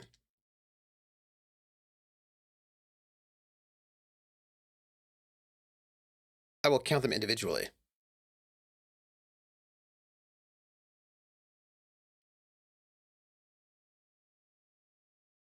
Okay, what about the last row? 3? That's it? Huh. Hey Kim, what do all these holes mean? I know that.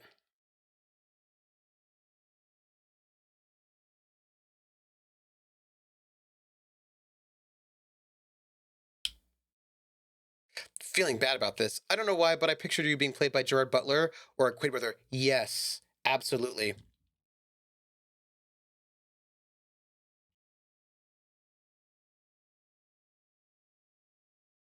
Interesting. So I'm gonna go right now, by the way. I gotta finish this conversation. We've got to do our giveaway. Vampire. Wait, 18 years I've done this? Got drunk like a megastar? I've walked the land telling horrors and liars of the end to come. There are 9,855 days remaining. Nope. Probably some boring office job, same as everyone else. Nope. Feel like I just went around apologizing all the time. Do you really think I had any idea? We're going to deflect. Wait, 18 years I've done this? Deflect. Wow. Oh, you did not let me avoid this. Well, interesting. I was trying to avoid it. Oh, 4 or 5. Yeah. Uh, uh, 4 or 5. 4 or 5. Okay, I can't say 4 because I realize if you do negative self-talk, you get in trouble. I'm gonna say, do you really think I have any idea? Sure.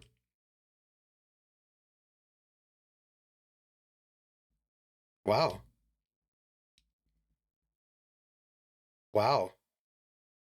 Wow. Apparently I'm a super cop. Is that a lot?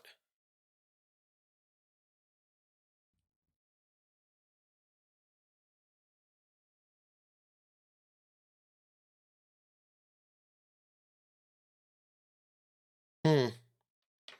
So it's about vampire. I used to be good. That's some solace, I guess. What's the last number?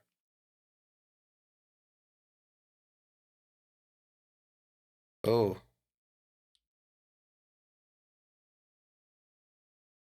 So I'm a killer.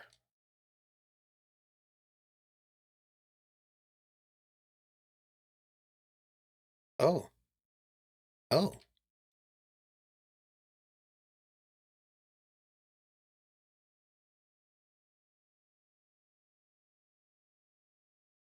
It's obvious the lieutenant doesn't think very highly of these officers.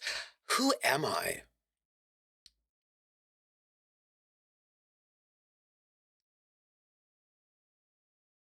Have you ever killed anyone, Kim?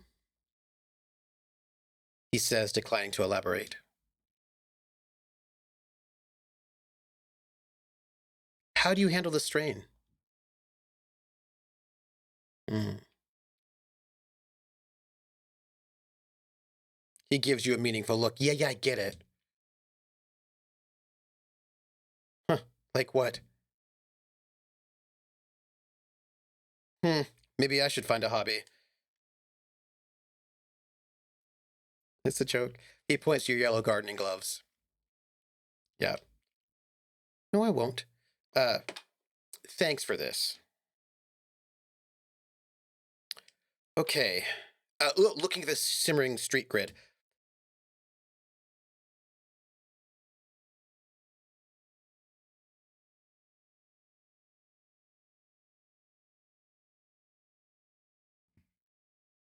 So we're gonna do a giveaway right now. And the giveaway is going to be for, let's see. We're gonna go and we're gonna give away. How about Catherine? Do you remember Catherine? It's by what's the face? It's that adventure puzzle game, and you play a guy who's got some problems, and he turns into a sheep in his dreams, and he's has a. It's like it's like a visual novel, but with like platformer puzzle elements, and it's got like a bunch of the Critical Role folks as voice actors, and we're gonna do that one because that's a great game. So I'm gonna give that one away. Yeah, Atlas. Thank you. Yeah, Atlas is really good. It's really good. So we're gonna go and find out who gets this one. But he's got some problems in terms of sheep in his dream. Sounds interesting. Well, Krellin, Doom. The problems are that he's sort of cheating on his girlfriend. But he didn't mean to, or he like. I mean, look, he's got some problems involving cheating on his girlfriend. And I don't think he meant to, though. I think he meant this. I think she drugged him. There's a whole thing where he ends up cheating on his girlfriend with a person who is not leaving him alone. And I don't think, yeah, he has issues. It's complicated. And somebody's murdering people. Like, all these guys end up being murdered, but it turns out in their dreams, they were dreaming of being transformed into sheep. And he's been transformed into, look, there's some problems. It's a really good game. Krellin, do you have it? Krellin, do you have it? Do you have it? Krellin. Krellin has to let me know if he has it, because if he doesn't have it, I'm going to send it to him. It's a really good game. And like Laura Bailey and Liam, like a bunch of the Critical Role people, well before Critical Role, are doing voices for it. And it's good. It's good. We're going to have to see what Krellin says. So let's see. Yes, Catherine. Krellin, do you have it? Catherine, the sheep puzzle platformer, cheating on your girlfriend, all the Critical Role people, doing voices. It's a good game. Good game. I'm very happy to be able to give it to me. It's good. Do you have it? Let me know. So, Vampire. Here's the thing about Vampire. I think there is a conflict. Oh, good. Okay, Krellin, it's really interesting. I'm so happy that I can send it to you. Right, I'm gonna whisper to this to you right now. Congratulations. Congratulations, Krellin. Yay. But only because getting to give me things, it does make me happy. It does. It makes me very happy, so thank you. Let me put this right there. Okay, nice. Okay, so Vampire. I've been thinking a lot about Vampire. Wait, look around me.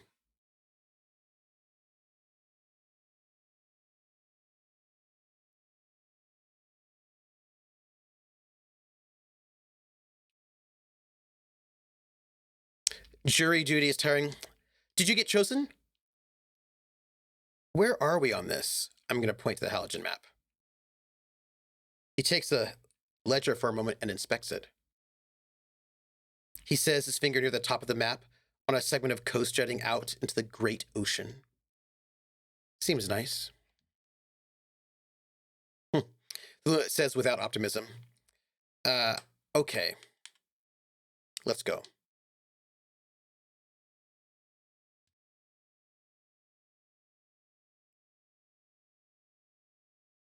Nice. Nice. I'm going to save, and then I'm going to tell you this thing about vampire. I've been thinking about this quite a lot, actually. Oh, voir dire continues tomorrow? All right. So, I think in a game that is done well, the mechanics tell you something about the world and the attitudes in the world and what it means to be a character in that space, you know? And I think that that is good. I do, however, think that, yeah, right? Like, what kind of mechanics are there kind of tells you something. And V5 has come out, and I played second edition Vampire, not revised. I didn't like revised, and so I stuck with second edition. I didn't like how this changes in revised, although I did like how they fixed the critical success and botches rules, because that was messed up. That was messy. But okay, so what we got here? We've got 2 logic. We've got this damage ledger, which is medium. Maybe we can check it out. Let's chat with this lovely lady. So, okay, 2 vampire games make humanity meaningful. Yeah, so here's the thing. I need to pause here so I can tell you this, because I think this is important. Also, hold on. We've got, like, it's 8:11, which means what I'm going to do, because I really want to talk about this, and I know I'm going to get distracted. So what I'm going to do is we're going to save right here, and then we're going to talk about this, because this is something I've been really thinking about quite a lot, actually. So here, let me go here. Let me go to the main menu. Okay. Yeah, we're going to confirm this. All right, so listen. I played Vampire back in 2E, right? And then I didn't like Revive, so I didn't stick with it. Still mad that the Moving Gods ate my 1E. Oh. So I know a bunch of people who are really invested in Vampire. Revised, right? Second edition revised. Who were very invested. Oh, 8 p.m. I've got 9:12.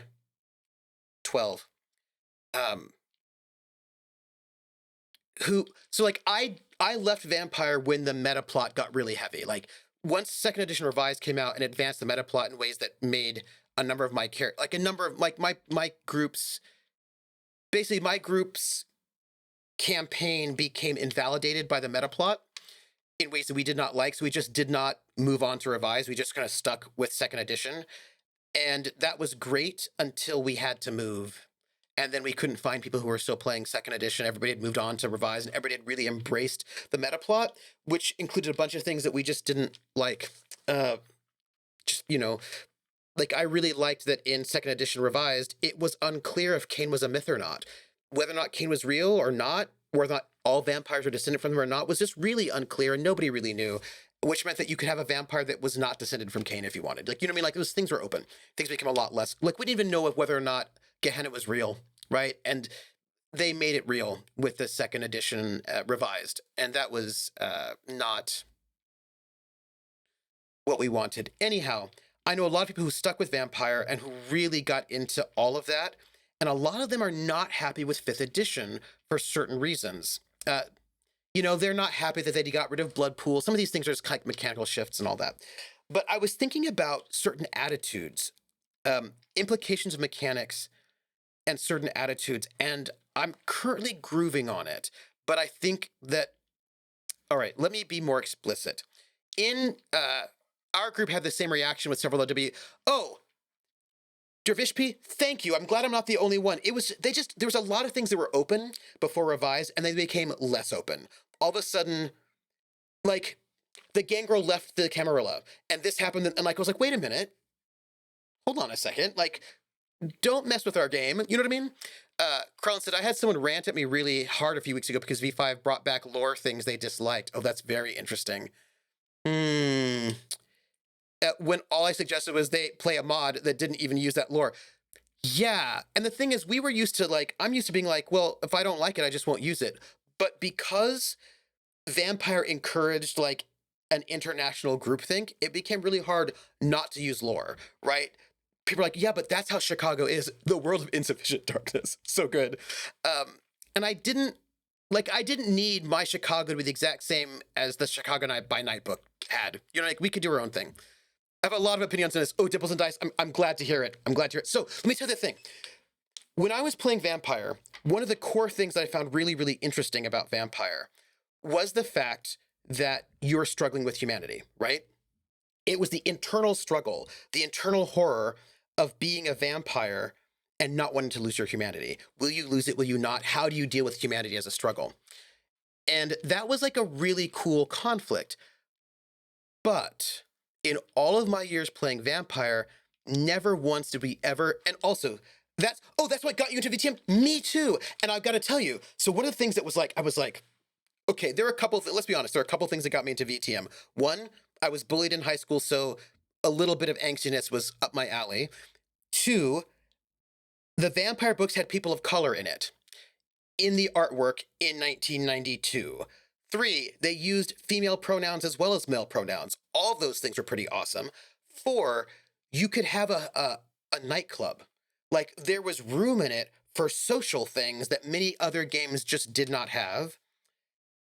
Five, you could lose your character not from combat, but by losing yourself to the beast. The idea that if your character lost their humanity completely, you would lose your character was amazing to me, and such a refreshing shift from, D&D. And I loved that, and I loved that internal conflict. I thought it was amazing. I loved it. I missed that element in the LARP version, yeah. I mean, those things all were amazing. Dervishby said, I had a lot of problems getting into VTM, but some of those same things got me to Changing the Lost. Oh, nice. The Princes of Darkness mod for Crusader Kings 3 lightly uses V5 mechanics, predator types, and tries to use the blood dice more than blood pool. Oh, but it's firmly set in the medieval Renaissance period, not modern night, so it doesn't even touch the V5 lore updates. Oh, interesting. So, but the one thing that was a little bit disappointing is that never once in any campaign I'd ever been in second edition had anybody lost their character to, like, losing all their humanity. I found the humanity thing to be really difficult to get through to players. Yeah, and one of the problems with, I didn't really see it exactly, but one of the problems with back then was that it's really hard to lose because you have the hierarchy of sins, right? Like, if you're at 6, it's pretty easy to get down to 5, and it's not that hard to get to 4, but it's hard to get lower because you kind of have to be like Hitler, you know what I mean, to get down to 0. And if you want to be really depraved, you could just take an alternate humanity path, like one of the spot ones, and then you're going to be fine. And so in practice, I never saw a person lose their character to humanity loss, even though that was like one of the central conflicts. Now, I could still play the conflict, right? Because I had a character who was like humanity 7, 8, and there was a lot going on there. It was really interesting and fun. But it didn't really feel like the threat was all of that dire. Do you know what I mean? Changing the Lost is the V5 version where you are stolen children return, not fairy princes, right? I think so, yes. I wonder if it appeals to Gen X. Look, Vampire, the whole World of Darkness were such Gen X games. They were so Gen X, I don't even know what to say. They were such Gen X games, like, seriously. Yeah, in essence, you had to be capital E evil. Yeah, right? You had to be capital E evil. It was hard, which is fine. But, so here's the thing about V5. V5 makes it much more easy to lose your character to humanity loss. It's actually, the way you have to manage it is different, right? So you have these hunger dice, and if you do things that go against the chronicle tenets, and you can, as a group, decide what those things are, or if you murder someone, you do certain things, you get stains, and if you don't feel remorse, you can lose humanity. Now, if you do things that are bad in the service of your convictions, the things that matter to you, that keep you bound to your humanity, you can mitigate that some, which is a cool mechanic. But you also have the threat of getting stains and losing control of your character if you get a messy critical or bestial failure. Now, the thing is, that is mitigatable. The way to do that is to keep your hunger down to 1, right? So that particular mechanic, that threat, is there to discourage you from racking up lots and lots of hunger. The more hunger you have, the more likely you are to messy crit or bestial fail. And that can make you lose your character. So there's always this threat there, which I think is good. I actually like that. Now, is it too high? Maybe. I have to see how it plays out, right? I have to see how it plays out. Basically, and while stolen, you surrendered to the stories of fate. Oh, nice. I feel like there's still a lot of existential horror and quandary just from falling to humanity 3 or 4. Yes, in original VTM, yes, absolutely. But maybe not enough people wrestle with it. Yes, I think so too. But I also wanted the threat of losing your character to be a bit more real, and I think it's a bit more real in V5. But here's the thing I wanted to say about attitude. And I think I actually am feeling, I'm having a lot of thoughts about this recently. I definitely had an existential moment the time my character in VTM Bloodlines fell to Humanity 3. Yeah, absolutely. I think you get lots of existential moments. I think it's good. Even though the game didn't actually like do anything with it, I felt it though. Oh yeah, me too. You lose humanity, I feel it. I feel it hardcore, which I really like.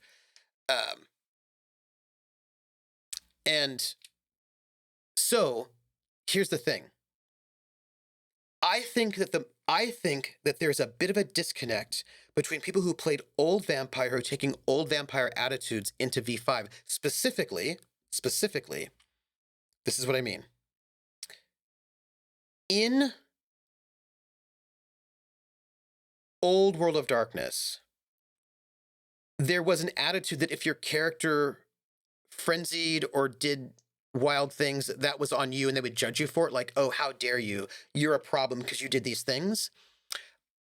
Okay, sure, right? Or even like if you drop humanity, that's like somehow that's a moral failing on your part. But in V5, you can lose humanity.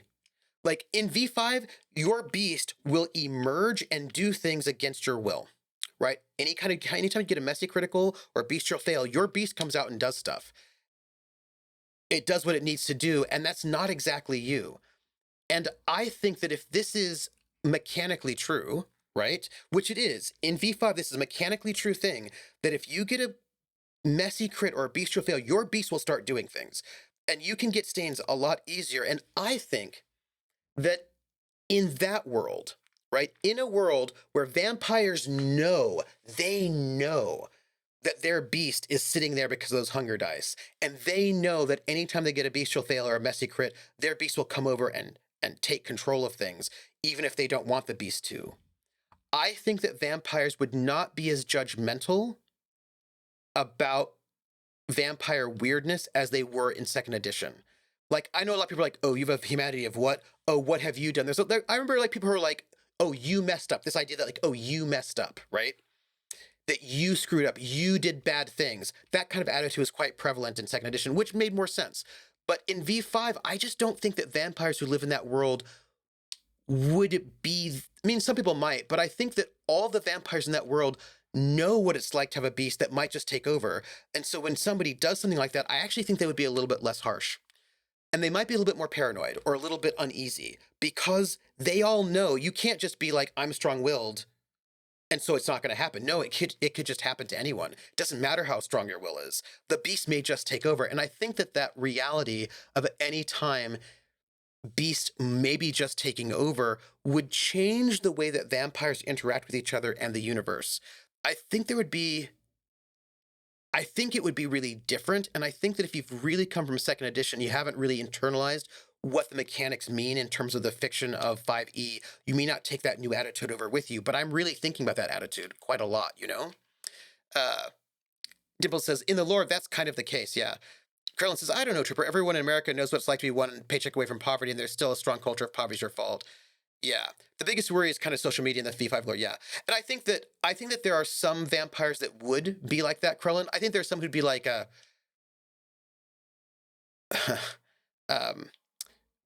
poverty's your fault, but not even just that, but also more like, well, if you're addicted to something, that's your fault. That's because you're weak. That I think there definitely would be vampires who are like that 100%. But I think it wouldn't be in the way that it is in 2E because, and look, here's the thing. In second edition, it often is the player's choice to do some of these things, right? Often, sometimes that humanity drops because the player actively chose to do things. But in 5E, that choice is taken out of your hands sometimes. And I think that knowing that the player themselves, right, didn't necessarily choose to do this thing. This is a kind of a weird mix between player and character. But I think that what happens is that in 2E, if you're like, yeah, I'm playing a Humanity 3 character, a lot of people are like, oh, what did you as a player do, right? And that sometimes bleeds into like judging the vampires, like, what did you do? But I think that because you can lose humanity for things that your character did not consciously do, and that anyone, even your big powerful vampire, can also run into that space, I think it would cause a slightly different social scene. Sometimes in some ways it might be worse, in some ways it might be better, but I think it would be different. I think that knowing, right? I think, for example, I think there's some things that would be less acceptable, right, than other things. I think it would just be a little bit different, right? I think in a way that grounds the world a little more. I think so too. Oh, you got your Pirates of the Giants t-shirt. Woo! Do you love it? Do you love it? I think in V5, so here's the thing. I think in V5, vampires would be harsher on vampires for letting themselves get too hungry, right? Because in 2E, you have a blood pool, right? You can like spend that blood pool, get more, like it's, you know what I mean? Like it's a little bit different. But I think because of the way that hunger is so impactful, and that once you get to hunger 4 or 5, I think it is, you start physically manifesting the signs that like everybody, all the other vampires can see that you are way too hungry because you get stigmata or whatever happens, right? I think that in 5E, in the world of 5E, vampires would be I think it would be a bit of a problem or nervousness. I think that getting too hungry would be a bit more of a problem. Do you know what I mean? Because of the impact it can have on you. Oh, you love it? Oh, nice. The red color. Yes. I think my other shirt is in the mailbox. Yes. And I do think that becomes reckless. Letting yourself get too hungry becomes reckless. And I think that vampires will probably become more careful about that, or they really don't. And then people are going to think about it. But I think that the reality is that any given vampire is just like one metaphorical dice roll away of their beast just coming out and doing stuff. And I think the awareness of that would impact how people interact in the game. Do you know what I mean? Like, and I think that if you're used to a 2E style way of looking at things, you might miss the ways in which the hunger dice really changes things. And something I think is really interesting about hunger dice is that you always get them regardless of what your base stats are. So if you have a 1 in intelligence, if you have a 1 in strength and a 1 in melee, and that means you have a 2 dice pool, and you have 1 hunger die, then one of those 2 dice pool is a hunger die. If you have 2 hunger die, then both of them are hunger die. If you have 4 hunger die, you get 4 dice. Normally, if you're not hungry, you only get 2 dice. But now, because your beast is all up in the business, you get 4 dice. So if you have low stats in something and you have a lot of hunger, wow, you're just more powerful, aren't you? Right? There is an allure. There's like a seduction. There's a temptation that a little bit of extra hunger, if you have low stats and things, might actually make you more powerful. But it's not you, it's the beast. And the more hunger dice, the more likely you are to get that bestial crit or that messy failure, messy crit or bestial failure. And I think that's ingenious. I think that's really good. And I think that like takes the mechanics and puts it in the world in a really interesting way that I do think would impact how vampires think about things in a way that if you've only played 5e, maybe you'll internalize it better. But if you spend a lot of time playing 2e, then it might be harder for you to internalize that switch from blood pool to hunger dice and what that means for how you would see the world. Do you know what I mean? Dimples and Dice, I love V5 personally. Yeah, I mean, for me, right, like I bounced once Revised happened, right? I bounced out. Now, I was told by people, Krellin being one of them, that I would probably like 3rd edition or 4th. I suppose they're calling it 4th, right? That's tricky. You know. Vampire the Requiem, etc. I was told by numerous people that I would really like that particular reboot that happened, so I should check it out. I have not yet, but I should check it out. But I'm really enjoying a number of things about 5v5. I think they have promised things. They promised that they would not do a meta plot, which I hope that's true, because if that's true, I'll be very, very happy. Um, you know what I mean? Like, I would be very happy for that. I love a really good, rich world that you build and then you let us play. You know what I mean? And then you let us sort of go from there. But I really like some of the things that happen in V5. I think there's some really good things in there that are I think some of the things that happen in V5 are actually quite subtle and that you could really overlook or misunderstand or not think about the implications of it if you're porting over viewpoints and attitudes from earlier editions, you might miss some things that I think are really interesting, right? And so like in me, because I played 2E, but I didn't play Revised or Requiem, so I have this big break, and so I'm coming into V5 kind of with like open. I'm coming into it very open, and I'm really enjoying some things in there that I think are. And look, I love second edition, but there's some very cool things in V5 that are very cool. And some of them, I think the coolness of them, you may not even get yet because they're that cool. Carlin says, White Wolf has this habit of making really good mechanical improvements to games while completely whiffing on the lore. Mm-hmm. Though they still do occasionally knock out of the park on lore too, yeah. Like Changing the Lost, that's a home effing run. Yeah. Oh, thank you for that warning. Thank you, Valtiel. One thing I want to say that I think is really interesting, so we're going back to humanity, right? I think it's really interesting that as a group you create chronicle tenants, that these are the things that will cause, that can have you lose humanity in this particular game, right? In this chronicle, so that there's no longer really necessarily a universal humanity track. You decide as a group what these things are. They're not lines and veils for players. They're like the problems of the campaign. And if you have chronicle tenants, like if your chronicle tenants are like our chronicle tenants, says Devil's Dice, that's part of the reason they yoinked VTM for White Wolf. Yeah. So in the vampire game that I'm in, our 3 chronicle tenants are respect the community that was here before, care about collateral damage, and don't gain the attention of the church. Those are our 3 chronicle tenants. And that is going to shape what our game is like. Because if we disrespect the community that was here before, we start getting stains. We can lose humanity, not for killing people, but because we've been disrespecting the community. Because in some ways, basically, part of the theme of our campaign was that we don't want carpetbaggers. Like there's this community here that was like free and not beholden to the Camarilla or the Anarchs. That's like basically a non-governed community. And we want to keep that non-governed community. We want to preserve this non-governed community and kind of respect the traditions that had come before when new people are trying to come in and change it. And so we could lose ourselves because we have decided as a group that that is one of the principles of our campaign, right? And that if we lose the city and if the city gets lost to all sorts of weird other folks, then that's going to damage our characters. And that's going to give us a very different campaign than if one of our chronicle tenets was never let any betrayal go unavenged. Like if that's a chronicle tenet, never let any betrayal go unavenged. That's a very different campaign, right? Then you start losing yourself if you do not avenge betrayals, right? Like that's a very different campaign. And that right there, I think people might be sleeping on that you can really shape very heavily what your campaign is about and what the stakes are and what might cause you to lose your character just based on those chronicle tenets. And that's really valuable and really interesting, right? That's so interesting. Like a central attention to a season. Yeah. And the thing is, ideally, right, you pick chronicle tenets that will be attention.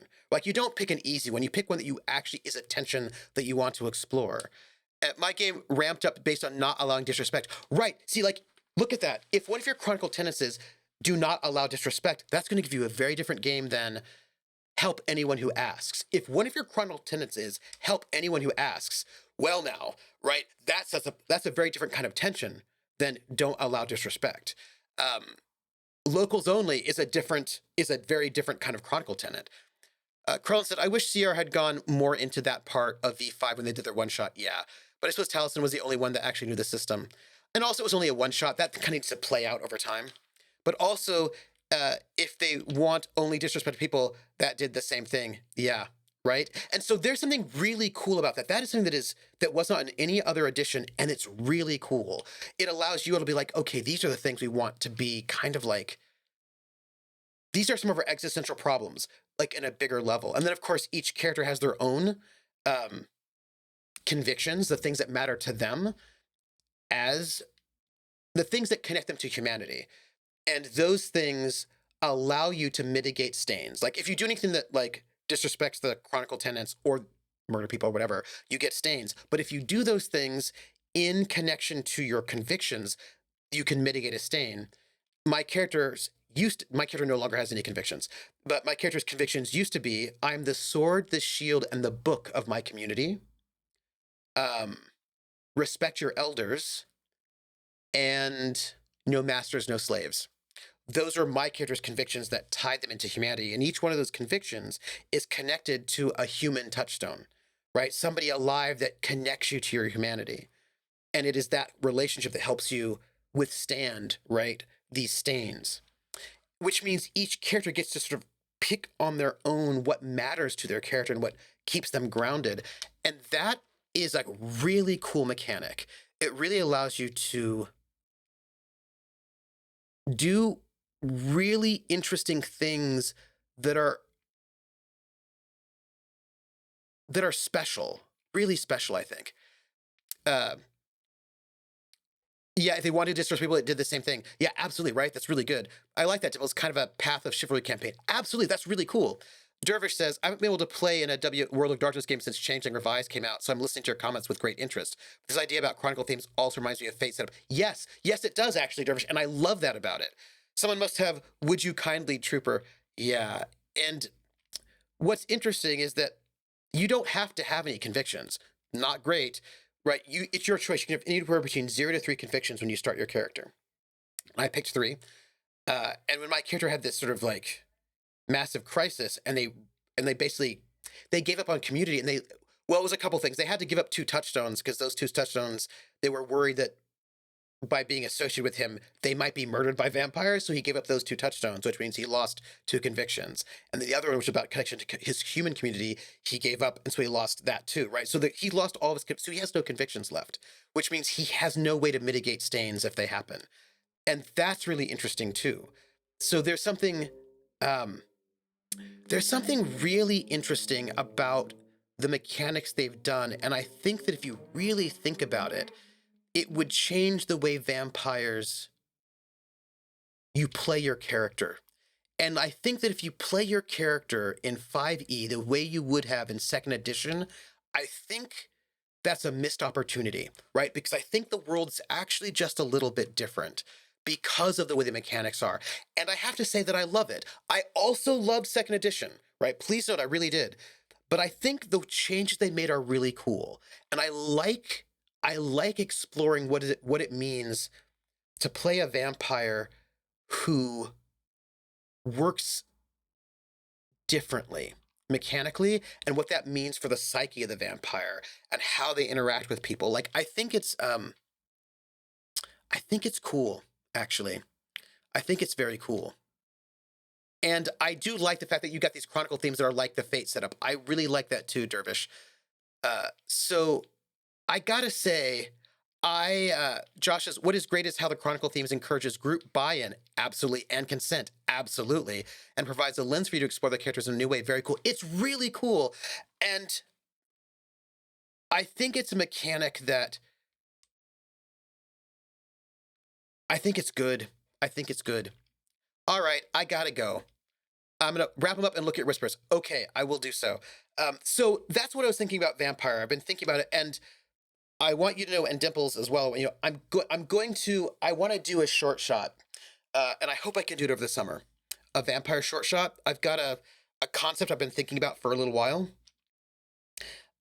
It's going to be called the Hollow Crown, and I won't say more. but it's called The Hollow Crown, and it's going to be historical, a historical vampire game, and it's going to be called The Hollow Crown. And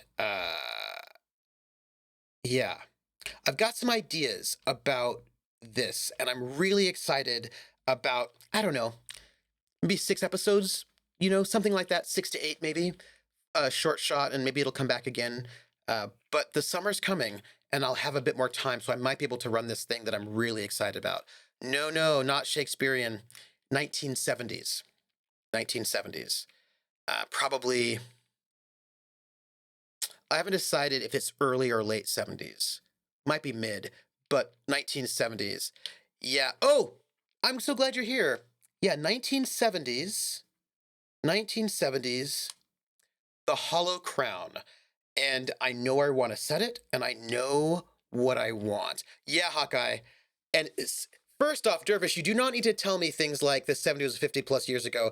That's a lie. Never happened. The 70s was like 2 years ago. Come on. Look, I can't think about it yet because I still have one more week of classes to get through. But once classes are done, I'm gonna start really sort of thinking about putting it together because I've got an idea that I want for a 6 to 8 shot, and I've got some people I want to invite. Dimples, you're one of them, because I have a very specific idea of something that I think would be really cool. And yeah. So, yeah. It's yeah. The 70s like 25 years ago, right? I was just, come on. It's okay. I will tell you. Hey, I was in high school in the 70s. I hope I've learned a little since then. Yeah, right. So here's what it's going to be. Here it is, right? If you know the concept of the Hollow Crown, you may or may not know the concept, but the Hollow Crown is this thing they talk about in political science, wherein African Americans don't tend to get named the mayor of a city until that city is completely collapsed, right? So all these sort of like black people are trying to get into political power, and they're sort of held out of political power historically, right? And when you finally get a black mayor, Detroit, DC, it's usually when the tax base is completely collapsed and the city is no longer really particularly viable. And then a black person gets elected mayor, and everyone's like, look, black people can't govern because this place is falling apart. But it was falling apart before they got into power, and they kind of only got into power because it already been abandoned in certain ways. And that's called the Hollow Crown. So I want to set a campaign in Detroit in the 70s, and I want to call it a vampire campaign. I want to call it the Hollow Crown. And I want it to be this sort of city that like all the sort of like powerful vampires have now abandoned, and there are still vampires there who are sort of trying to create a court and sort of trying to sort of keep it together in the midst of sort of deindustrialization, collapse, and sort of kind of an abandonment. So I'm seeing it as like a sort of like a Camarilla campaign, but it's this and I want basically like POC players in this kind of collapsed Detroit in the 1970s, where finally, right, you get to be the prince, you get to be the primogen, you get to be the power, but it is the power in a place that has collapsed, right? And what can you do with this collapsed place? And that's the concept I have. Yeah, grow the throwback already. Yes, that's what I'm saying. So I'm really thinking about like this moment of like Black power, brown power, the American Indian movement, the Asian American movement, the women's movement, gay rights. This moment, this amazing flowering of like of social protest and progress. But it's the 70s version of it, where like Vietnam is like Watergate. Like it should be like post Watergate, right? So it's this moment where it's like Detroit, they lost all their factories. Do you know what I mean? And like, what does it mean when so it really wanted you to think about, here you are, these vampires, and I really want the players to be the prince, right? And the primogen and these really powerful characters in a city that no longer has any power. And them sort of wanting to deal with that, I think would be really cool. Yeah. I really want to do it because I feel like it probably should be eight sessions for like season 1, like a little 8-session novella. to think about, okay, here we are in this moment. And what's great about doing it in the 70s, we just don't have to worry about any of the sort of big vampire lore. We get to be ourselves and do what we want to do and sort of create this space to really explore a kind of a really neat socio-political thing where you're not the vampires who are like, oh, I've had all the power for 8,000 years. Like, not those, but like these new younger vampires who finally got to a place, but because it's a place that all the people with money, like all those moneyed venture have left. Do you know what I mean? And how do you run Detroit in 1977? Do you know what I mean? Like 76, 77. And I'm really excited about this concept. So anyway, Dimples, I'm gonna DM you because I have got an idea for this campaign that I think will be really, really cool. And I want to run it like in July, maybe June, July, something like that. I'm gonna put it together and I'm gonna do it because I think it'll be really great. And it might be nice, might be a nice thing to do, like bring it back multiple times. We'll see how it goes. But this is my idea. And Dimples, I wanted to let you know I wanted to invite you. And yes, all the wood paneling, all the better to stake people with through the heart. But I really want a 1970s Detroit vampire game. During summer break, yes, Dimples and Dice, you know what I'm talking about. Summer break. Summer break happens, and we get to go to Detroit. So I gotta go. So I've got a bunch of, find me at Trooper SJP here and on YouTube. You can find me at Academic Foxhole on Twitter. There's also a Patreon, Academic Foxhole, which goes to help pay for the casts of the shows that I run. I've got a merch store. You can go and get some merch. It's pretty cool. There's great merch, and we're gonna get some stuff. And you can follow me on, you can find me on the Discord and chat with me. The next place you can see me will be here tomorrow, 7 p.m. Eastern for The Gamblers, which is my Traveler Pirates of Drynax campaign, which I'm really excited. It's good. It's good, folks. And then you can find me on Saturday at noon, where I will be playing The Outer Worlds, and then Sunday at 8:30 p.m. Eastern over at Praxagor the Smophoria's channel for the penultimate episode of The Witcher Roads Home. And then Monday at 8 p.m. over on Sunday, 8:30 p.m. on Monday over at Wandering DMs for Montreal by Night, our vampire campaign. And I believe this is our finale on Monday. So those are the places you can find me. And that's that. Oh, Utlanyan, yeah, I'm really excited. So this is us. And we've got Critical Role, right? Yeah, if you're watching Critical Role, you can hang out in chat with me on my Discord, so you can chat about the show without being in chat with 20,000 people. So that's us.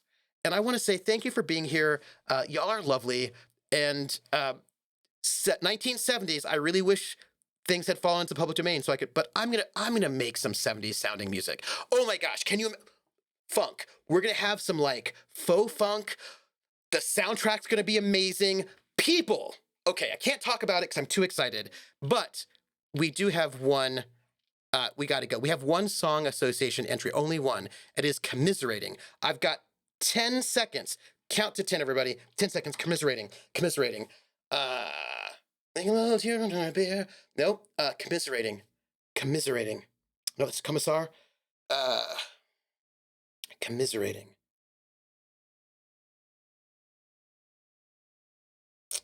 Commiserating. 10 seconds are up. I couldn't think of one.